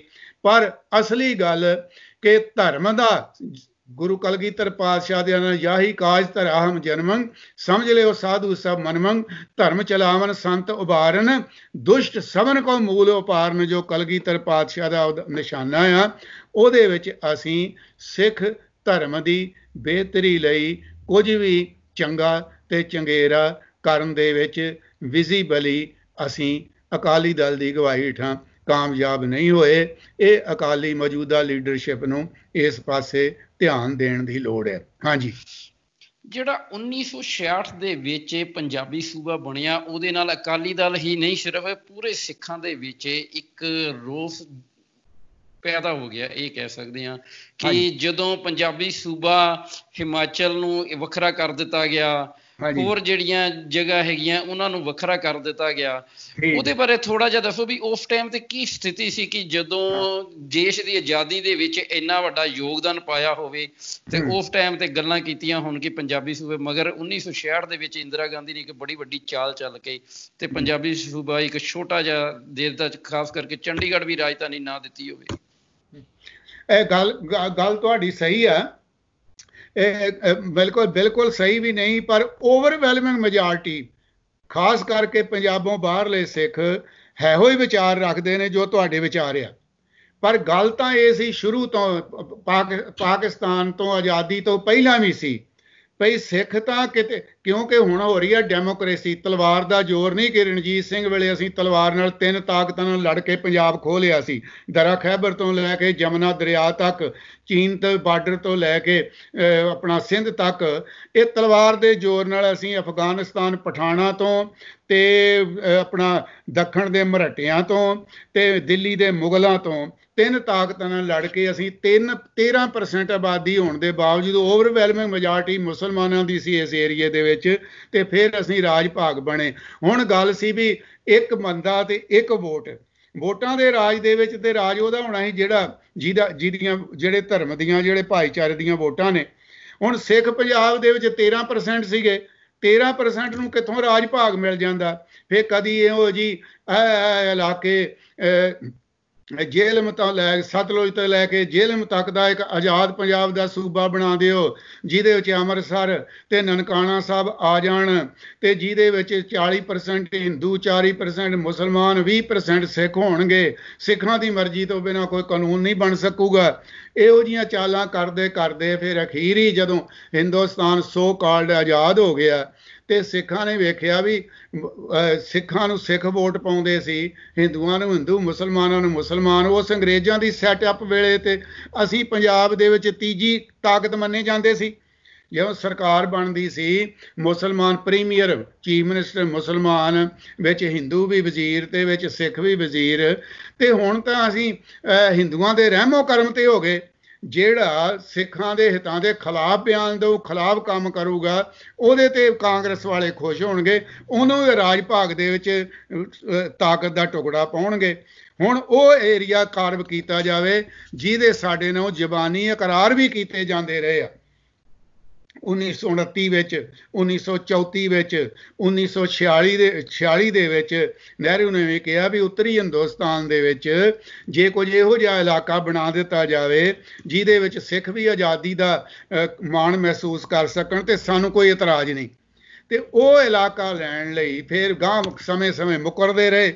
ਤੇ ਇਹ ਵੀ ਕਹਿਤਾ ਜੀ, ਡਾਕਟਰ ਅੰਬੇਦਕਰ ਨੇ ਕਿਹਾ ਵੀ ਸਿੱਖ ਸਾਹਿਬ ਮਿਸ ਦਾ ਬਸ, ਨਹਿਰੂ ਨੇ ਕਹਿਤਾ ਜੀ ਉਹ ਤਾਂ ਹੁਣ ਸਮਾਂ ਲੰਘ ਗਿਆ। ਤੇ ਉਸ ਵੇਲੇ ਫਿਰ ਗੱਲ ਕੀ ਹੋਵੇ, ਤੇ ਸਾਨੂੰ ਤਾਂ ਸਾਡੀ ਦੇ ਬੋਲੀ ਵੀ ਨਹੀਂ ਸੀ ਪ੍ਰਵਾਨਿਤ, 14 ਬੋਲੀਆਂ ਦੇ ਵਿੱਚ ਪ੍ਰਵਾਨਿਤ ਕਰਵਾਈ ਅਕਾਲੀ ਦਲ ਨੇ ਜਦੋਜਹਿਦ ਕਰਕੇ ਪੰਜਾਬੀ ਬੋਲੀ। ਫਿਰ ਜੀ ਇਹਨੂੰ ਦੇਵਨਾਗਰੀ 'ਚ ਲਿਖਣ ਦੀ ਆਗਿਆ ਦਿਓ, ਫਿਰ ਜਦੋਜਹਿਦ ਕਰਕੇ ਗੁਰਮੁਖੀ ਇਹਦੇ ਵਾਸਤੇ ਪ੍ਰਵਾਨ ਕਰਵਾਈ, ਫਿਰ ਰੀਜਨਲ ਫਾਰਮੂਲਾ ਬਣਾ ਕੇ ਤੇ ਉਹ ਇਲਾਕਾ ਸਮਝ ਲਓ ਕਿ ਸੂਬੇ ਦੀਆਂ ਕੰਧਾਂ ਉਸਾਰੀਆਂ ਵੀ ਜਿੱਥੇ ਪੰਜਾਬੀ ਬੋਲ ਕਿ 1961 ਦੀ ਮਰਦਮ, ਕਿਉਂਕਿ 1941 ਦੀ ਮਰਦਮਸ਼ੁਮਾਰੀ ਸਹੀ ਸੀ, 1951 ਦੀ ਮਰਦਮਸ਼ੁਮਾਰੀ ਵਿੱਚ ਪੰਜਾਬ ਦੇ ਹਿੰਦੂ ਤੇ ਪਛੜੀਆਂ ਜਾਤੀਆਂ ਵਾਲਿਆਂ ਨੇ ਪ੍ਰਾਪੇ ਗੰਡੇ ਅਧੀਨ ਆਪਣੀ ਪੰਜਾਬੀ ਬੋਲਦਿਆਂ ਹੋਇਆਂ ਹਿੰਦੀ ਬੋਲੀ ਲਿਖਵਾਈ ਸੀ। ਸੋ 61 ਦੇ ਵਿੱਚ ਉਸ ਤੋਂ ਵੀ ਮਾੜੀ ਹਾਲਤ ਹੋ ਗਈ। ਸੋ ਪੰਜਾਬੀ ਬੋਲੀ ਦੇ ਆਧਾਰ ਤੇ ਸੂਬਾ ਉਹਨਾਂ ਏਰੀਆ ਦਾ ਹੀ ਬਣਨਾ ਸੀ ਨਾ ਜਿਹਦੇ ਵਿੱਚ ਪੰਜਾਬੀ ਬੋਲਣ ਵਾਲਿਆਂ ਨੇ ਮੈਜੋਰਟੀ 'ਚ ਪੰਜਾਬੀ ਲਿਖਵਾਈ ਹੋਈ ਆ। ਤੇ ਉਹ ਸੀ ਜਿਹਦਾ ਰੀਜਨਲ ਫਾਰਮੂਲਾ ਬਣਿਆ। ਇਹ ਸੀ ਬਣਿਆ 56 'ਚ ਰੀਜਨਲ ਫਾਰਮੂਲਾ। ਤੇ 61 ਦੀ ਮਰਦਮਸ਼ੁਮਾਰੀ ਵਿੱਚ ਹੋਰ ਪੰਜਾਬੀ ਬੋਲਣ ਵਾਲੇ ਘਟ ਗਏ, ਜਿਹੜੀ ਕਿ ਪਹਿਲਾਂ ਰੀਜਨਲ ਫਾਰਮੂਲੇ ਦੇ ਅਨੁਸਾਰ ਅੰਬਾਲੇ ਦੀ ਖਰੜ ਤਹਿਸੀਲ ਜਿਹਦੇ ਵਿੱਚ ਚੰਡੀਗੜ੍ਹ ਆ, ਇਹ ਰੀਜਨਲ ਫਾਰਮੂਲੇ 'ਚ ਸੀ, ਰੀਜਨਲ ਪੰਜਾਬੀ ਰੀਜਨ 'ਚ ਸੀ। ਪਰ ਇਸ ਦੇ ਵਿੱਚ ਵੀ ਪੰਜਾਬੀ ਬੋਲਣ ਵਾਲੇ ਘਟ ਗਏ, ਹਿੰਦੀ ਬੋਲਣ ਵਾਲੇ ਵੱਧ ਗਏ। ਤੇ ਜਿਹੜਾ ਕਮਿਸ਼ਨ ਬਣਾਇਆ ਸੀ, ਦਾਸ ਕਮਿਸ਼ਨ, ਜਿਹਨੇ ਵੀ ਪੰਜਾਬੀ ਸੂਬਾ ਕਿਵੇਂ ਬਣਾਇਆ ਜਾਵੇ, ਉਹਨੇ ਖਰੜ ਤਹਿਸੀਲ ਸਮੇਤ ਚੰਡੀਗੜ੍ਹ ਦੇ ਹਰਿਆਣੇ ਨੂੰ ਦਿੱਤੀ ਸੀ, ਕਿਉਂਕਿ ਉਸ ਏਰੀਏ ਦੇ ਵਿੱਚ ਹਿੰਦੀ ਬੋਲਣ ਵਾਲੇ ਜ਼ਿਆਦਾ ਸੀ। ਇਹ ਤੇ ਇੰਦਰਾ ਗਾਂਧੀ ਨੇ ਦਖਲ ਦੇ ਕੇ ਕਿ ਭਈ ਅਕਾਲੀ ਤਾਂ ਫੇਰ ਰੌਲਾ ਪਾਉਣਗੇ, ਉਹਨੇ ਖਰੜ ਤਹਿਸੀਲ ਜਿਹੜੀ ਆ ਆਊਟ ਆਫ ਦੀ ਵੇ ਜਾ ਕੇ ਕਮਿਸ਼ਨ ਦੇ ਫੈਸਲੇ ਨੂੰ ਰੱਦ ਕਰਕੇ ਪੰਜਾਬ ਵਿੱਚ ਸ਼ਾਮਲ ਕੀਤੀ। ਚੰਡੀਗੜ੍ਹ ਨੂੰ ਉਹਨੇ ਸੈਂਟਰਲ ਯੂਨੀਅਨ ਟੈਰੀਟਰੀ ਬਣਾਇਆ ਤੇ ਹਰਿਆਣਾ ਤੇ ਹਿਮਾਚਲ ਦਾ ਵੀ ਓਨਾ ਹੀ ਹਿੱਸਾ ਹੈ ਨਾ ਚੰਡੀਗੜ੍ਹ ਦੇ ਵਿੱਚ ਜਿੰਨਾ ਪੰਜਾਬ ਦਾ ਆ। ਤੇ ਹੁਣ ਇਹ ਹੈ ਵੀ ਕਿਉਂਕਿ ਖਰੜ ਤਹਿਸੀਲ ਸਾਰੀ ਪੰਜਾਬ ਦੇ ਵਿੱਚ ਹੋਣ ਕਰਕੇ 4 ਚੁਫੇਰਿਓਂ ਤਕਰੀਬਨ ਉਹ ਸ਼ਾਇਦ ਇੱਕ ਪਾਸਿਓਂ ਲੱਗਦਾ ਹੋਵੇ ਹਿਮਾਚਲ ਵੀ। ਅੱਛਾ, ਪੰਜਾਬ ਦੇ ਵਿੱਚੋਂ ਉਹ ਇਲਾਕੇ ਕੱਢਣੇ ਸੀ ਜਿਹੜੇ ਪੰਜਾਬੀ ਬੋਲਦੇ ਨਹੀਂ, ਜਿਨ੍ਹਾਂ ਦੇ ਵਿੱਚ ਮੈਜੋਰਟੀ ਹਿੰਦੀ ਬੋਲਣ ਵਾਲੇ ਆ। ਉਹ ਬੋਲਦੇ ਤੇ ਨਹੀਂ ਪਰ ਲਿਖਾਈ ਆ ਉਹਨਾਂ ਨੇ। ਤੇ ਫਿਰ ਲਗਾਤਾਰਤਾ, ਜੇ ਹੁਣ ਕਹਿ ਜਾਈਏ ਵੀ ਸਰਸਾ ਦੇ ਵਿੱਚ ਨਾਮਧਾਰੀ ਸਿੱਖਾਂ ਦੇ 80 ਪਿੰਡ ਨੇ, ਉਹ ਵਿੱਚ ਸ਼ਾਮਲ ਹੋਣੇ ਚਾਹੀਦੇ, ਪਰ ਉਹ ਜੁੜਦਾ ਨਹੀਂ। ਹੁਣ ਮੌਜੂਦਾ ਪੰਜਾਬ ਦੇ ਵਿੱਚ ਫਾਜ਼ਿਲਕਾ ਬੋਰ ਜਿਹੜੇ ਆ ਉਹ ਮੈਜੋਰਟੀ ਹਿੰਦੀ ਸਪੀਕਿੰਗ ਏਰੀਆ, ਪਰ ਹਰਿਆਣੇ 'ਚ ਕਿਉਂ ਨਹੀਂ ਗਏ? ਇੱਕ ਕੀ ਮੈਨੂੰ ਨਾਂ ਭੁੱਲ ਜਾਣਾ, ਕੰਦੂ ਖੇੜਾ, ਇੱਕ ਪਿੰਡ ਨਾਲ ਕੰਟੀਗਿਊਟੀ ਜਿਹੜੀ ਹੈ ਲਗਾਤਾਰਤਾ ਹਰਿਆਣੇ ਨਾਲ ਉਹਦੀ ਟੁੱਟ ਗਈ ਹੈ। ਤੇ ਫਿਰ ਸਮਾਜ ਸ਼ਾਮਲ ਸ਼ਰਾਰਤਾਂ ਕੀਤੀ ਵੀ ਨਹੀਂ ਇਹਦੀ ਗਲਤ ਮਰਦਮਸ਼ੁਮਾਰੀ ਹੋਏਗੀ, ਇਹਨੂੰ ਮਰਦਮਸ਼ੁਮਾਰੀ ਦੁਬਾਰਾ ਕਰਾਈਏ। ਮਤਲਬ ਇਹ ਸੀ ਵੀ ਉੱਥੋਂ ਦੇ ਪਿੰਡ ਦੇ ਲੋਕਾਂ ਦੀ ਬਹੁਤਿਆਂ ਦੀ ਬੋਲੀ ਹਿੰਦੀ ਲਿਖਵਾ ਦਈਏ ਤਾਂ ਕਿ ਇਹ ਟੁੱਟ ਜਾਵੇ ਰੁਕਾਵਟ ਤੇ ਫਾਜ਼ਿਲਕਾ ਬੋਰ ਹਰਿਆਣੇ 'ਚ ਸ਼ਾਮਲ ਹੋ ਜਾਣ। ਉਦੋਂ ਸਮਝ ਲਓ ਵੀ ਬਰਨਾਲੇ ਦੀ ਸਰਕਾਰ ਸੀ, ਮੌਜੂਦਾ ਚੀਫ ਮਿਨਿਸਟਰ ਸਰਦਾਰ ਕੈਪਟਨ ਅਮਰਿੰਦਰ ਸਿੰਘ ਜੀ ਮਾਲ ਮੰਤਰੀ ਸੀ। ਇਹਨਾਂ ਨੇ ਉੱਥੇ ਜਾ ਕੇ ਧੂਣੀਆਂ ਲਾ ਕੇ ਤੇ ਡੇਰਾ ਲਾਈ ਰੱਖਿਆ। ਤੇ ਉੱਥੋਂ ਦੇ ਪਿੰਡ ਦੇ ਸਰਪੰਚ ਨੂੰ ਬੰਸਰੀ ਲਾਲ ਭਜਨ ਲਾਲ ਨੇ ਕੈਬਨਿਟ ਰੈਂਕ ਦਾ ਵੀ ਵਾਅਦਾ ਕੀਤਾ, ਪਰ ਉਹ ਨਹੀਂ ਮੁਨਕਰੇ ਹੋਇਆ। ਉਹ ਪੰਜਾਬ ਦੇ ਵਿੱਚ ਰਹਿ ਗਿਆ ਪਿੰਡ ਤੇ ਫਾਜ਼ਿਲਕਾ ਅਬੋਰ ਵੀ ਬਚੇ ਰਹੇ। ਸੋ ਕਹਿਣ ਤੋਂ ਭਾਵ ਆ ਛੋਟਾ ਹੋ ਗਿਆ ਜੀ, ਛੋਟਾ ਹੋ ਗਿਆ। ਗੱਲ ਤੇ ਉਹ ਆ ਕਿ ਪੰਜਾਬੀ ਬੋਲਣ ਵਾਲੇ ਅੰਦਰ ਖਾਤੇ ਤੇ ਸਿੱਖ ਅਕਾਲੀਆਂ ਦੀ ਸੀ ਵੀ ਸਿੱਖ ਮੈਜੋਰਟੀ ਵਾਲੇ ਏਰੀਏ ਤੇ, ਪਰ ਉਹ ਸਿੱਖ ਮੈਜੋਰਟੀ ਵਾਲੇ ਲੀਗਲੀ ਤੌਰ ਤੇ ਨਹੀਂ ਸੀ ਅਸੀਂ ਮੰਨ ਸਕਦੇ ਵੀ ਪੰਜਾਬੀ ਬੋਲੀ ਦਾ ਸਾਨੂੰ ਸਹਾਰਾ ਲੈਣਾ ਪਿਆ ਅਕਾਲੀਆਂ ਨੂੰ।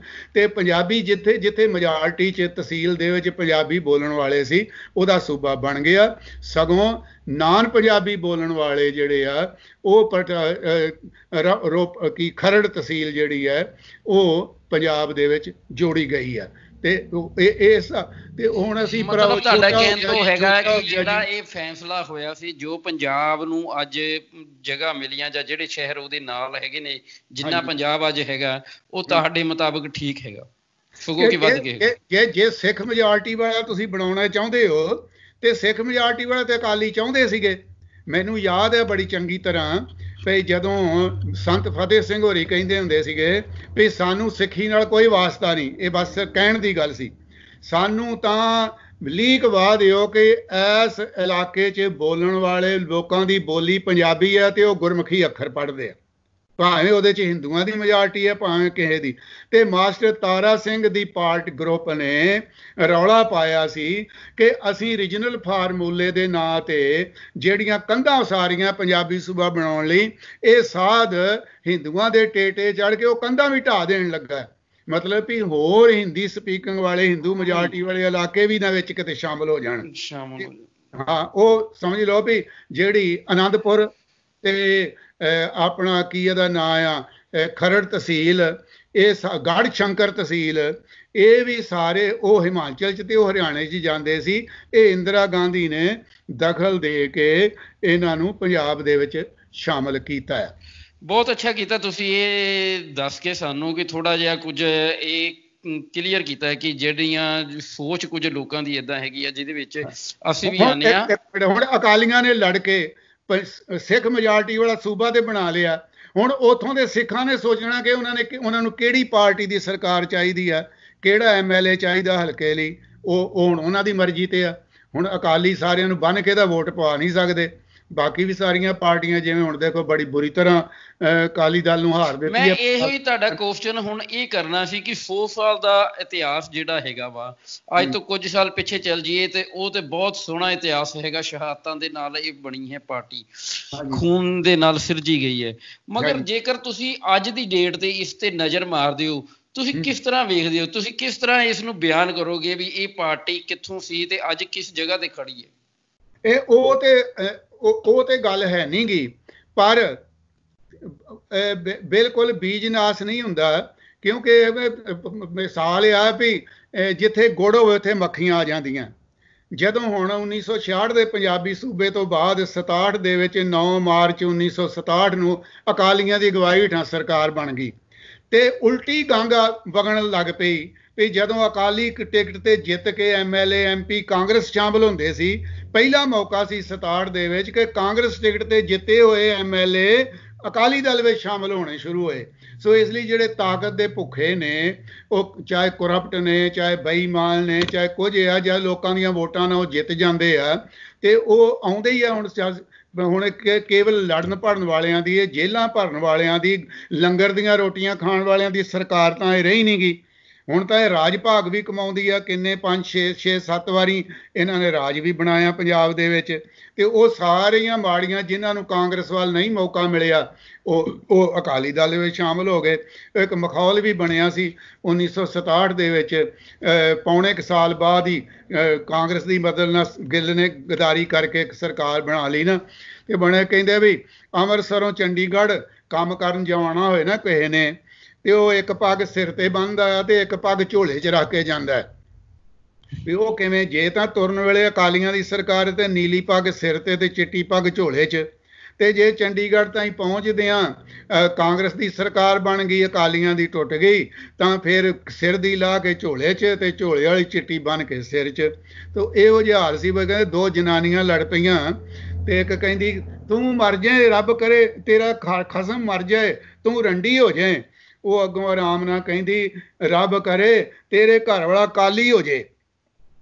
ਤੋ ਕਿਸੇ ਤੁਹਾਡੇ ਵਰਗੇ ਸਿਆਣੇ ਲਾਗੋਂ ਕਿਹਾ ਵੀ ਇਹ ਲੜਾਈ ਤੇ ਲੈ ਤੇ ਦਹਿਲਾ ਮਾਰੀਦਾ ਆ। ਉਹਨੇ ਕਿਹਾ ਤੇਰਾ ਖਸਮ ਮਰ ਜੇ ਰੰਡੀ, ਤੂੰ ਕਹਿੰਦੀ ਤੇਰਾ ਕਾਲੀ ਘਰ ਹੋ ਜੇ। ਉਹ ਕਾਲੀਆਂ ਨੂੰ ਲੋਟੀ ਪੁਲਿਸ ਵਾਲੇ ਸਲੂਟ ਮਾਰਦੇ ਆ, ਉਹਨਾਂ ਨੂੰ ਦਫ਼ਤਰਾਂ 'ਚ ਕੁਰਸੀ ਮਿਲਦੀ ਆ। ਇਹ ਕੀ ਗੱਲ ਹੋਈ? ਕਹਿੰਦੀ ਸਵਾਹ ਸਲੂਟ ਮਾਰਦੇ ਆ। ਉਹ ਮੈਂ ਰੰਡੀ ਹੋ ਜੂ ਜਾਂ ਸਬਰ ਕਰਕੇ ਬਹਿ ਜੂ ਜਾਂ ਕਿਸੇ ਹੋਰ ਨੂੰ ਸਿਰ ਧਰ ਲੂੰ। ਇਹਦਾ ਘਰ ਵਾਲਾ ਕਾਲੀ ਹੋਇਆ, ਨਾ ਉਹ ਜਿਉਂਦਿਆਂ 'ਚ ਨਾ ਉਹ ਮਰਿਆਂ 'ਚ, ਨਾ ਉਹ ਘਰ ਵੜੇ ਤੇ ਨਾ ਮੈਂ ਕਿਸੇ ਹੋਰ ਦੇ ਘਰ ਪਵੇ। ਜੇ ਸਰਕਾਰ ਬਣ ਗਈ ਤੇ ਰੇਲਾਂ 'ਚ ਉਹਨਾਂ ਨੇ ਜਾਣਾ ਆ, ਚੰਡੀਗੜ੍ਹ ਨੂੰ ਤੁਰੇ ਰਹਿਣਾ ਆ, ਤੇ ਜੇ ਸਰਕਾਰ ਟੁੱਟ ਗਈ ਤੇ ਉਹਨਾਂ ਨੇ ਜੇਲ੍ਹਾਂ ਚਲੇ ਜਾਣਾ। ਸੋ ਇਹੋ ਜਿਹਾ ਹਾਲ ਅਕਾਲੀਆਂ ਦਾ ਰਿਹਾ ਆ। ਪਰ ਹੁਣ ਉਹ ਅਕਾਲੀ ਦਲ ਨਹੀਂ ਹੈਗੇ। ਹੁਣ ਜਥੇਦਾਰ ਮੋਹਨ ਸਿੰਘ ਤੁੜ ਵਰਗੇ, ਹੁਣ ਜਗਦੇਵ ਸਿੰਘ ਤਲਵੰਡੀ ਵਰਗੇ, ਹੁਣ ਸੰਤ ਫਤਿਹ ਸਿੰਘ ਵਰਗੇ, ਹੁਣ ਮਾਸਟਰ ਤਾਰਾ ਸਿੰਘ ਵਰਗੇ ਅਕਾਲੀ ਦਲ ਦੇ ਪ੍ਰਧਾਨ ਨਹੀਂ। ਹੁਣ ਅਮਰੀਕਾ ਪੜ੍ਹਿਆ ਹੋਇਆ 3 ਪੀਸ ਸੂਟ ਵਾਲਾ, ਕੋਕਾ ਕੋਲਾ ਪੱਗ ਵਾਲਾ ਅਕਾਲੀ ਦਲ ਦਾ ਪ੍ਰਧਾਨ ਆ। ਤੂੰ ਵੀ ਬਦਲ ਫਲਕ ਕਿ ਜ਼ਮਾਨਾ ਬਦਲ ਗਿਆ। ਰਾਜ ਭਾਗ ਦੇ ਨਾਲ ਜਿਹੜੀਆਂ ਕਮਜ਼ੋਰੀਆਂ ਆਉਂਦੀਆਂ ਨੇ, ਜਿਹੜੀ ਕਰਪਸ਼ਨ ਆਉਂਦੀ ਆ, ਜਿਹੜੀ ਠੇਬੀ ਮਾਰ ਸਿਆਸਤ ਚੱਲਦੀ ਹੈ, ਉਹ ਅਕਾਲੀ ਦਲ ਵੀ ਉਸ ਤੋਂ ਬਚਿਆ ਹੋਇਆ ਨਹੀਂ। ਅੱਧੀ ਸਦੀ ਚਰਖੜੀਆਂ ਤੇ ਚੜ੍ਹ ਕੇ, ਬੰਦ ਕਟਵਾ ਕੇ, ਪੁੱਠੀਆਂ ਖੱਲਾਂ ਲੁਹਾ ਕੇ, ਬੱਚਿਆਂ ਦੇ ਟੋਟੇ ਕਰਾ ਕੇ, ਗਲਾਂ 'ਚ ਪਾ ਕੇ, ਸਵਾ ਮਣ ਪੀਸ ਕੇ, ਇਸ ਹਾਲਾਤ ਦੇ ਵਿੱਚ 3 ਤਾਕਤਾਂ ਨੂੰ ਹਾਰ ਦੇ ਕੇ ਜਿਹੜਾ ਅਸੀਂ ਰਾਜ ਭਾਗ ਕਾਇਮ ਕੀਤਾ ਸੀ, ਉਹਦੇ ਵਿੱਚ ਵੀ ਆਣ ਕੇ ਡੋਗਰੇ ਹਾਵੀ ਹੋ ਗਏ ਸੀ। ਡੋਗਰਿਆਂ ਦੀ ਤੇ ਸੰਧਾ ਵਾਲੀਆਂ ਦੀ ਆਪਸ ਵਿੱਚ ਦੀ ਲੜਾਈ ਦੇ ਵਿੱਚ ਉਹ ਸਾਰਾ ਰਾਜ ਭਾਗ ਤਹਿਸ ਨਹਿਸ ਨਹੀਂ ਸੀ ਹੋਇਆ। ਇਤਿਹਾਸ ਆਪਣੇ ਆਪ ਨੂੰ ਦੁਹਰਾਉਂਦਾ ਆ ਤੇ ਇਹ ਕੁੱਲ ਇਸ ਤਰ੍ਹਾਂ ਚੱਲਦਾ ਰਹਿਣਾ ਆ। ਪਰ ਫਿਰ ਵੀ ਜੇ ਅਸੀਂ ਗੁਰੂ ਦੇ ਸਿੱਖ ਖਵਾਉਂਦੇ ਆ, ਅਕਾਲੀ ਖਵਾਉਂਦੇ ਆ, ਤੇ ਸਾਨੂੰ ਦੂਜਿਆਂ ਨਾਲੋਂ ਬੈਟਰ ਪ੍ਰਬੰਧ ਹੀ ਦੇਣਾ ਚਾਹੀਦਾ। ਅੰਤ ਦੇ ਵਿੱਚ ਜੇ ਮੈਂ ਤੁਹਾਨੂੰ ਇੱਕ ਲਾਸਟ ਕੁਐਸਚਨ ਇਹ ਪੁੱਛਾਂ ਕਿ ਅਕਾਲੀ ਦਲ ਦਾ ਫਿਊਚਰ ਤੁਸੀਂ ਕੀ ਦੇਖਦੇ ਜੀ? ਉਹ ਗੱਲ ਇਹ ਆ ਵੀ ਅਕਾਲੀ ਦਲ ਦਾ ਫਿਊਚਰ ਆ। ਅਕਾਲੀ ਦਲ ਇਤਿਹਾਸਕ 100 ਸਾਲ ਦੀ ਹਿੰਦੁਸਤਾਨ ਵਿੱਚ ਸਾਰੀਆਂ ਪਾਰਟੀਆਂ ਦੇ ਵਿੱਚੋਂ ਕਾਂਗਰਸ ਨੂੰ ਛੱਡ ਕੇ, ਕਾਂਗਰਸ ਇੱਕ ਅੰਗਰੇਜ਼ ਨੇ ਬਣਾਈ ਸੀ 1885 ਵਿੱਚ, ਤੇ 1920 ਦੇ ਵਿੱਚ ਅਕਾਲੀ ਬਣਿਆ ਆ। ਉਸ ਤੋਂ ਸਮਝ ਲਓ ਕਿ 100 ਸਾਲ ਪੂਰਾ ਹੋ ਰਿਹਾ ਇਸ ਸਾਲ। ਹਾਂ, ਹੁਣ 100 ਸਾਲ ਪੂਰਾ ਹੋ ਰਿਹਾ ਹੈ। ਤੇ ਇਹਨੇ ਰਾਜ ਭਾਗ ਵੀ ਕੀਤਾ ਆ, ਇਹਨੇ ਜੇਲ੍ਹਾਂ ਵੀ, ਇਹਨੇ ਡਾਂਗਾਂ ਵੀ ਖਾਧੀਆਂ, ਇਹਨੇ ਸਭ ਤਰ੍ਹਾਂ ਦੀਆਂ ਕੁਰਬਾਨੀਆਂ ਕੀਤੀਆਂ ਆ, ਮੌਤਾਂ ਵੀ ਸਹਾੜੀਆਂ, ਫਾਂਸੀ ਵੀ ਚੁੰਮੇ ਆ। ਤੇ ਕਿਸੇ ਵੇਲੇ ਅੱਜ ਨਾਲ ਵੀ ਭੈੜੀ ਹਾਲਤ ਅਕਾਲੀ ਦਲ ਦੀ ਰਹੀ ਆ। ਆਜ਼ਾਦੀ ਵੇਲੇ ਸ਼੍ਰੋਮਣੀ ਗੁਰਦੁਆਰਾ ਪ੍ਰਬੰਧਕ ਕਮੇਟੀ ਤੇ ਕਾਂਗਰਸੀ ਸਿੱਖਾਂ ਦਾ ਕਬਜ਼ਾ ਸੀ। 8 ਸਾਲ ਸ਼੍ਰੋਮਣੀ ਕਮੇਟੀ ਦਾ ਸਾਰੇ ਗੁਰਦੁਆਰਿਆਂ ਦਾ ਪ੍ਰਬੰਧ ਨਾਗੋਕੇ ਗਰੁੱਪ, ਜਥੇਦਾਰ ਗਰੁੱਪ ਨੂੰ ਕਹਿੰਦੇ ਨੇ, ਉਹ ਜਥੇਦਾਰ ਨਾਗੋਕੇ, ਮੋਹਨ ਸਿੰਘ ਨਾਗੋਕੇ, ਊਧਮ ਸਿੰਘ ਨਾਗੋਕੇ ਅਕਾਲੀ ਦਲ ਦਾ ਪ੍ਰਧਾਨ ਰਿਹਾ। ਮੋਹਨ ਸਿੰਘ ਨਾਗੋਕੇ 25 ਸਾਲ ਅਕਾਲ ਤਖਤ ਦਾ ਜਥੇਦਾਰ ਰਹਿਣ ਦੇ ਨਾਲ 5 ਸਾਲ ਸ਼੍ਰੋਮਣੀ ਕਮੇਟੀ ਦਾ ਪ੍ਰਧਾਨ ਵੀ ਰਿਹਾ। ਇਹ ਸਾਰੇ ਦਾ ਸਾਰਾ ਜਿਹੜਾ ਤਗੜਾ ਗਰੁੱਪ ਸੀ ਅਕਾਲੀ ਦਲ ਦਾ, ਇਹ ਕਾਂਗਰਸ ਵਿੱਚ ਸ਼ਾਮਲ ਹੋ ਗਿਆ ਸੀ। ਤੇ ਕਾਂਗਰਸ ਗੁਰਦੁਆਰਿਆਂ ਦੇ ਵਿੱਚ ਅਕਾਲੀਆਂ ਨੂੰ ਗੱਲ ਕਰਨ ਤੇ ਬੈਨ ਸੀ। ਜੇ ਇਹਨਾਂ ਨੇ ਕੋਈ ਅੰਮ੍ਰਿਤਸਰ ਜਲਸਾ ਕਰਨਾ ਹੋਵੇ ਤੇ ਘੰਟਾ ਘਰ ਕਰਦੇ ਹੁੰਦੇ ਸੀ। ਤੇ ਅੱਜ ਫਿਰ ਸ਼੍ਰੋਮਣੀ ਕਮੇਟੀ ਦੇ ਵਸੀਲੇ ਅਕਾਲੀ ਦਲ ਕੋਲ ਅਜੇ ਪਹਿਲਾਂ ਨਾਲੋਂ ਮਾੜੀ ਹਾਲਤ ਨਹੀਂ ਹੋਈ। ਫਿਰ 1958 ਦੇ ਵਿੱਚ ਐਕਸ ਪ੍ਰੈਜ਼ੀਡੈਂਟ ਅਕਾਲੀ ਦਲ ਦਾ ਰਿਹਾ ਗਿਆਨੀ ਕਰਤਾਰ ਸਿੰਘ, ਉਹਨੂੰ ਕੈਰੋਂ ਨੇ ਤੇ ਨਹਿਰੂ ਨੇ ਅੱਗੇ ਲਾ ਕੇ ਤੇ ਸ਼੍ਰੋਮਣੀ ਕਮੇਟੀ ਫਿਰ ਅਕਾਲੀਆਂ ਤੋਂ ਖੋਹ ਲਈ। ਫਿਰ ਡੇਢ ਪੌਣੇ 2 ਸਾਲ ਫਿਰ ਅਕਾਲੀਆਂ ਦੀ ਗੁਰਦੁਆਰੇ ਵਿੱਚ ਬੋਲਤੀ ਬੰਦ ਰਹੀ। ਅੱਜ ਤੇ ਅਜੇ ਏਡੀ ਵੱਡਾ ਸ਼੍ਰੋਮਣੀ ਕਮੇਟੀ ਸੰਸਥਾ ਜਿਹਦਾ 11-12 ਅਰਬ ਦਾ ਬਜਟ ਆ, ਹਜ਼ਾਰਾਂ 25-30 ਹਜ਼ਾਰ ਉਹਦੇ ਇੰਪਲਾਈ ਆ। ਅਜੇ ਇੰਨਾ ਕਾਰੋਬਾਰ, ਇੰਨੀ ਸ਼ਕਤੀ ਸ਼੍ਰੋਮਣੀ ਅਕਾਲੀ ਦਲ ਕੋਲ ਹੈਗੀ ਆ। ਤੇ ਨਾਲੇ ਆ 1.5 ਸਾਲ ਦੀ ਤੇ ਸਾਰੀ ਗੱਲ ਹੱਥ ਕੰਗਣ ਨੂੰ ਆਰ ਸੀ ਕਿ ਆਏ ਸ਼ਾਮ ਥਾਪੀਆਂ ਮਾਰਦੇ, ਆਏ ਜਕਾਰੇ ਛੱਡਦੇ, ਬੋਲੇ ਸੋਲ ਨਿਹਾਲਦੇ ਅਕਾਲੀਆਂ ਦੇ ਕੋਲ ਫੇਰ ਸਰਕਾਰ ਹੋਣੀ ਆ। ਸੁਖਬੀਰ ਸਿੰਘ ਬਾਦਲ ਦੀ ਅਗਵਾਈ ਦੇ ਵਿੱਚ ਤੁਸੀਂ ਸਮਝਦੇ ਪਏ ਜੇ ਕਿ ਇਹ ਠੀਕ ਚੱਲਦੀ ਪਈ ਹੈ ਅੱਜ ਦੇ ਸਮੇਂ ਦੇ ਹਿਸਾਬ ਨਾਲ? ਦੇਖੋ ਜੀ, ਇੱਕ ਵਿਅਕਤੀ ਚਾਹੇ ਉਹ ਪ੍ਰਧਾਨ ਵੀ ਆ, ਉਹ ਜਥੇਬੰਦੀ ਦੇ ਸਾਹਮਣੇ ਕੋਈ ਬਹੁਤੀ ਕੀਮਤ ਨਹੀਂ ਰੱਖਦਾ। ਸ਼੍ਰੋਮਣੀ ਕਮੇਟੀ ਦਾ ਪ੍ਰਧਾਨ ਬਦਲਦਾ ਹੈ, ਜਿਵੇਂ ਕਿ ਅੱਜ 21ਵਾਂ ਪ੍ਰਧਾਨ ਆ, ਕੱਲ ਨੂੰ ਸ਼੍ਰੋਮਣੀ ਕਮੇਟੀ ਦਾ ਪ੍ਰਧਾਨ, ਸ਼੍ਰੋਮਣੀ ਅਕਾਲੀ ਦਲ ਦਾ ਪ੍ਰਧਾਨ ਰੂਲਿੰਗ ਪਾਰਟੀ ਆ, ਤੇ ਬਹੁਤ ਸੰਮਤੀ ਦੀ ਗੱਲ ਆ, ਕੱਲ ਨੂੰ ਕੋਈ ਹੋਰ ਪ੍ਰਧਾਨ ਵੀ ਹੋ ਸਕਦਾ। ਮਤਲਬ ਤੁਹਾਡਾ ਕਹਿਣ ਤੋਂ ਇਹ ਹੈਗਾ ਵੀ ਅਗਰ ਕੋਈ ਬਦਲਦਾ ਵਾ, ਕੱਲ ਨੂੰ ਕੋਈ ਬਦਲਦਾ, ਤਾਂ ਫਿਰ ਇਹ ਪਾਰਟੀ ਦੀ ਬਿਹਤਰੀ ਹੋ ਸਕਦੀ ਹੈ। ਜਿਹੜਾ ਅੱਜ ਦੀ ਡੇਟ ਦਾ ਪ੍ਰਧਾਨ ਹੈਗਾ ਉਹਦੇ 'ਚ ਤੁਹਾਨੂੰ ਨਜ਼ਰ ਨਹੀਂ ਆਉਂਦਾ ਫਿਊਚਰ? ਉਹ ਇਹ ਹੈ ਵੀ ਇਹ ਤਾਂ ਹੁਣ ਪੰਜਾਬ ਵਿੱਚ ਰਹਿਣ ਵਾਲੇ ਸਿੱਖ ਜਾਣਦੇ ਨੇ, ਮੈਂ ਸਮੁੰਦਰੋਂ ਪਾਰ, ਮੈਂ ਤਾਂ ਜੇਤਾ ਸੁਣੇ। ਨਹੀਂ, ਤੁਹਾਡਾ ਬਹੁਤ ਜ਼ਿਆਦਾ ਇਹਦੇ ਉੱਤੇ ਨਜ਼ਰੀਆ ਵਾ। ਜੇ ਇਸ ਹਿਸਾਬ ਨਾਲ ਤੁਸੀਂ ਅੱਜ ਸਾਨੂੰ ਜਾਣੂ ਕਰਵਾਇਆ ਇਸ ਡਿਟੇਲ ਤੋਂ, ਤਾਂ ਮੈਂ ਇਹ ਨਹੀਂ ਸਮਝਦਾ ਕਿ ਤੁਹਾਨੂੰ ਨਾ ਪਤਾ ਹੋਵੇ। ਸਿਰਫ ਜੇਕਰ ਤੁਸੀਂ ਥੋੜਾ ਜਿਹਾ ਆਪਣਾ ਇਹਦੇ ਤੇ ਕੋਈ ਵਿਚਾਰ ਰੱਖ ਪਾਓ ਕੀ ਦੇਖੋ ਜੀ, ਇਹ ਪ੍ਰਧਾਨ ਸਕੱਤਰ ਉਦਲਮ ਪਰਨਮ ਇਹ ਸਭ ਬਣਦੇ ਆ ਰਹੇ ਆ।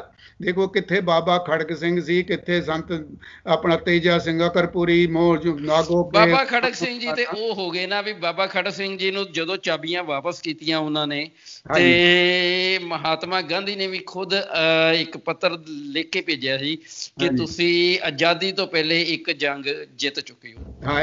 ਆਜ਼ਾਦੀ ਦੀ ਪਹਿਲੀ ਲੜਾਈ ਜਿੱਤ ਲਈ ਤੁਸੀਂ। ਮਗਰ ਹੁਣ ਇਸ ਟਾਈਮ ਤੇ ਬਾਬਾ ਖੜਕ ਸਿੰਘ ਜੀ ਨਹੀਂ ਹੈਗੇ, ਇਸ ਟਾਈਮ ਤੇ ਸਰਦਾਰ ਸੁਖਬੀਰ ਸਿੰਘ ਬਾਦਲ ਹੈ। ਮੇਰਾ ਕੁਐਸਚਨ ਉੱਥੇ ਹੀ ਸਟੈਂਡ ਰਹਿ ਗਿਆ ਕਿ ਤੁਹਾਨੂੰ ਲੱਗਦਾ ਵੀ ਸੁਖਬੀਰ ਸਿੰਘ ਬਾਦਲ ਦੀ ਅਗਵਾਈ ਦੇ ਵਿੱਚ ਜਿਸ ਤਰ੍ਹਾਂ ਤੁਸੀਂ ਕਹਿ ਰਹੇ ਵੀ 1.5 ਸਾਲ ਨੂੰ ਆ ਰਹੇ ਨੇ ਉਹ ਜਕਾਰੇ ਛੱਡਦੇ, ਇਹਦਾ ਮਤਲਬ ਕਿ ਤੁਹਾਨੂੰ ਨਜ਼ਰ ਆ ਰਿਹਾ? ਕੀ ਪਤਾ ਸਰਦਾਰ ਸੁਖਬੀਰ ਸਿੰਘ ਦੀ ਜਕਾਰਾ ਛੱਡਣ ਵਾਲਿਆਂ ਦਾ ਮੋਹਰੀ ਹੋਵੇ। ਚਲੋ ਠੀਕ ਹੈ, ਅੱਜ ਦੀ ਡੇਟ ਦੇ ਵਿੱਚ ਉਮੀਦ ਕਰਦੇ ਹਾਂ ਕਿ ਸ਼੍ਰੋਮਣੀ ਕਮੇਟੀ ਰਾਜਨੀਤਿਕ ਤੇ ਨਹੀਂ, ਮਗਰ ਅਸੀਂ ਇਹ ਉਮੀਦ ਕਰਦੇ ਹਾਂ ਜਿਹੜੀ 100 ਸਾਲ ਜਿਸ ਦਾ ਐਡਾ ਵੱਡਾ ਇਤਿਹਾਸ ਰਿਹਾ ਉਹਦੀ ਹਮੇਸ਼ਾ ਚੜ੍ਹਦੀ ਕਲਾ ਰਹਿਣੀ ਚਾਹੀਦੀ ਹੈ। ਉਹ ਭਾਵੇਂ ਕੋਈ ਧਾਰਮਿਕ ਪਾਰਟੀ ਹੋਵੇ, ਭਾਵੇਂ ਰਾਜਨੀਤਿਕ ਪਾਰਟੀ ਹੋਵੇ, ਉਸ ਦਾ ਆਪਣਾ ਇੱਕ ਮੁਕਾਮ ਹੈਗਾ ਵਾ। ਖੂਨ ਨਾਲ ਸਿਰਜੀ ਹੋਈ ਪਾਰਟੀ ਹੈ, ਉਹਨੂੰ ਕਦੀ ਜ਼ਮੀਨ ਤੇ ਨਹੀਂ ਲੱਗਣਾ ਚਾਹੀਦਾ। ਉਸ ਦੀ ਜਿਹੜੀ ਸਰਵਉੱਚਤਾ ਹੈਗੀ ਆ ਉਹ ਦੁਨੀਆ ਦੀ ਨਜ਼ਰ ਦੇ ਵਿੱਚ, ਸਾਡੇ ਬੱਚਿਆਂ ਦੀ ਨਜ਼ਰ ਦੇ ਵਿੱਚ ਤੇ ਇਤਿਹਾਸ ਦੇ ਵਿੱਚ ਉਹ ਹਮੇਸ਼ਾ ਉੱਪਰ ਰਵੇ ਤੇ ਫਿਊਚਰ ਦੇ ਵਿੱਚ ਉਹ ਹਮੇਸ਼ਾ ਉੱਪਰ ਰਵੇ। ਇਸ ਉਮੀਦ ਦੇ ਨਾਲ ਹੀ ਅੱਜ ਸਾਫ਼ ਤੇ ਸਿੱਧੀ ਗੱਲ ਨੂੰ ਇੱਥੇ ਸਮਾਪਤ ਕਰਦੇ ਹਾਂ। ਤੇ ਇੱਕ ਨਿੱਕੀ ਜੀ ਗੱਲ, ਇਹ ਨਾ ਸੋਸ਼ਲ ਮੀਡੀਆ ਤੇ ਪ੍ਰੈਸ ਤੇ ਕਿੰਨੇ ਨਾਸਤਕ, ਸਿੱਖ ਵਿਰੋਧੀ, ਕਾਂਗਰਸੀ, ਕਮਿਊਨਿਸਟ, ਕਿੰਨੇ ਲੋਕ ਜਿਹੜੇ ਆ ਮਲੀਸ਼ੀਅਸ ਪ੍ਰਾਪੇਗੰਡਾ ਕਰਦੇ ਆ। ਤੇ ਸ਼੍ਰੋਮਣੀ ਕਮੇਟੀ ਦੇ ਪੁਰਾਣੇ ਰਹਿ ਚੁੱਕੇ ਕੱਢੇ ਹੋਏ ਮੁਲਾਜ਼ਮ, ਅਕਾਲੀ ਦਲ ਤੋਂ ਪਿੱਛੇ ਗਏ ਹੋਏ ਬੰਦੇ, ਇਹ ਵੀ ਸਾਰੇ ਮਿਲ ਕੇ ਤੇ ਜਿਹੜੀ ਆਮ ਸਿੱਖ ਜਨਤਾ ਹੈ ਸਾਡੇ ਵਰਗੇ, ਉਹ ਪ੍ਰਾਪੇਗੰਡੇ ਦੇ ਅਧੀਨ, ਅਸਰ ਅਧੀਨ, ਉਹ ਦੇ ਤੇਰੇ ਦੀ ਸਭ, ਜਿਵੇਂ ਕਹਿੰਦੇ ਵੀ ਕਿਸੇ ਦੇ ਕੱਟੇ ਨੂੰ ਜ਼ੁਕਾਮ ਹੋ ਗਿਆ ਤੇ ਸੰਤ ਜਰਨੈਲ ਸਿੰਘ ਨੇ ਕਰਤਾ, ਕਿਸੇ ਦਾ ਬੱਚਾ ਚੋਰੀ ਹੋ ਗਿਆ ਸੰਤ ਜਰਨੈਲ ਸਿੰਘ ਨੇ ਕਢਾਤਾ। ਉਹੀ ਗੱਲ ਵੀ ਸਾਰਾ ਕੁਝ ਦੇ ਅਕਾਲੀਆਂ ਦੇ ਖਿਲਾਫ, ਦੇ ਅਕਾਲੀਆਂ ਦੇ ਖਿਲਾਫ। ਤੇ ਉਹ ਬੱਚਾ ਜੇ ਪ੍ਰਾਪੇਗੰਡੇ ਦਾ ਅਸਰ ਹੋ ਜਾਂਦਾ, ਚਾਹੇ ਉਹ ਝੂਠਾ ਹੋਵੇ ਤੇ ਚਾਹੇ ਉਹ ਸੱਚਾ ਹੋਵੇ। ਇਸ ਲਈ ਕੁਝ ਦਿਨ ਨੇ ਅਕਾਲੀ ਦਲ ਦੇ ਖਿਲਾਫ ਬਹੁਤ ਪ੍ਰਾਪੇਗੰਡਾ ਹੋਇਆ, ਉਹਦੀ ਅਕਾਲੀ ਦਲ ਨੇ ਕੀਮਤ ਵੀ ਦੇ ਦਿੱਤੀ ਹੈ। ਉਹ 'ਚ ਅਕਾਲੀ ਦਲ ਦਾ ਕਸੂਰ ਵੀ ਹੈ। ਮੈਂ ਮੁੜ ਉਹਨਾਂ ਨੂੰ ਕਹਿੰਦਾ ਰਿਹਾ, ਇੱਕ ਬੰਦਾ ਸ਼੍ਰੋਮਣੀ ਕਮੇਟੀ ਦਫ਼ਤਰ 'ਚ ਬਹਾਓ, ਇੱਕ ਅਕਾਲੀ ਦਲ ਦੇ ਦਫ਼ਤਰ 'ਚ ਬਹਾਓ, ਇੱਕ ਪੰਜਾਬ ਸਰਕਾਰ ਦੇ ਬਹਾਓ, ਗਲਤ ਪ੍ਰਾਪੇਗੰਡਿਆਂ ਨੂੰ ਉਹ ਕਾਊਂਟਰ ਕਰਨ। ਪਰ ਉਹਨਾਂ ਦਾ ਰਵੱਈਆ ਇਹ ਸੀ ਵੀ ਜਿਵੇਂ ਕੁੱਤੇ ਭੌਂਕਦੇ ਰਹਿੰਦੇ, ਹਾਥੀ ਤੁਰਦੇ ਰਹਿੰਦੇ ਆ। ਤੇ ਜੇ ਅਜੇ ਵੀ ਉਹਨਾਂ ਦਾ ਰਵੱਈਆ ਨਾ ਬਦਲਿਆ ਤੇ ਉਹ ਸ਼੍ਰੋਮਣੀ ਕਮੇਟੀ ਵੀ ਉਹਨਾਂ ਕੋਲ ਨਾ ਖੁੱਸ ਜਾਵੇ। ਸੋ ਇਸ ਲਈ ਉਹਨਾਂ ਨੂੰ ਆਪਣੇ ਕਾਰਜ ਪ੍ਰਣਾਲੀ ਦੇ ਵਿੱਚ ਜਿਹੜੀ ਆ ਤਬਦੀਲੀ ਲਿਆਉਣੀ ਚਾਹੀਦੀ ਆ। ਸ਼੍ਰੋਮਣੀ ਕਮੇਟੀ ਸ਼੍ਰੋਮਣੀ ਅਕਾਲੀ ਦਲ ਦੇ ਪ੍ਰਧਾਨ ਸੰਤ ਫਤਿਹ ਸਿੰਘ ਦੀ ਅਗਵਾਈ ਹੇਠਾਂ ਸ਼੍ਰੋਮਣੀ ਅਕਾਲੀ ਦਲ 72 ਦੇ ਵਿੱਚ ਇਲੈਕਸ਼ਨ ਹਾਰ ਗਿਆ ਸੀ। ਪਰ ਸੰਤ ਫਤਿਹ ਸਿੰਘ ਨੇ ਇਸ ਹਾਰ ਨੂੰ ਕਬੂਲ ਕਰਕੇ ਤੇ ਆਪਣੇ ਥਾਂ ਜਥੇਦਾਰ ਮੋਹਨ ਸਿੰਘ ਤੁੜ ਨੂੰ ਅਕਾਲੀ ਦਲ ਦਾ ਪ੍ਰਧਾਨ ਬਣਾਤਾ ਸੀ। ਇਹੋ ਜਿਹੇ ਵਾਕਿਆਤ ਪਾਰਟੀਆਂ ਵਿੱਚ ਆਉਂਦੇ ਜਾਂਦੇ ਰਹਿੰਦੇ ਨੇ। ਇੱਕ ਬੰਦਾ ਪਾਰਟੀ ਦੇ ਸਾਹਮਣੇ ਕੋਈ ਬਹੁਤੀ ਮਹੱਤਤਾ ਨਹੀਂ ਰੱਖਦਾ। ਤੁਸੀਂ ਬਹੁਤ ਸੋਹਣਾ ਇਸ਼ਾਰਾ ਦੇ ਦਿੱਤਾ ਵਾ। ਜੇ ਸਮਝਣ ਵਾਲੇ ਆ ਤੇ ਉਹ ਸਮਝ ਜਾਣਾ ਚਾਹੀਦਾ ਉਹਨਾਂ ਨੂੰ ਕਿ ਸ਼੍ਰੋਮਣੀ ਕਮੇਟੀ ਨੂੰ ਕਿਸ ਤਰੀਕੇ ਨਾਲ ਅੱਗੇ ਵਧਣਾ ਚਾਹੀਦਾ। ਤਾਂ ਉਮੀਦ ਕਰਦੇ ਹਾਂ ਕਿ ਇਸ ਵੀਡੀਓ ਨੂੰ ਵੇਖ ਕੇ ਜੇਕਰ ਉਹਨਾਂ ਨੂੰ ਕੁਝ ਸਮਝ ਪਵੇ, ਉਮੀਦ ਕਰਦੇ ਹਾਂ ਕਿ ਸ਼੍ਰੋਮਣੀ ਅਕਾਲੀ ਦਲ ਦਾ ਫਿਊਚਰ ਹੋਰ ਵੀ ਬਿਹਤਰ ਹੋਵੇ। ਤੇ ਇਸ ਦੇ ਨਾਲ ਹੀ ਗਿਆਨੀ ਸੰਤੋਖ ਸਿੰਘ ਜੀ, ਤੁਹਾਡਾ ਸਾਨੂੰ ਸਮਾਂ ਦੇਣ ਦਾ ਬਹੁਤ ਬਹੁਤ ਸ਼ੁਕਰੀਆ।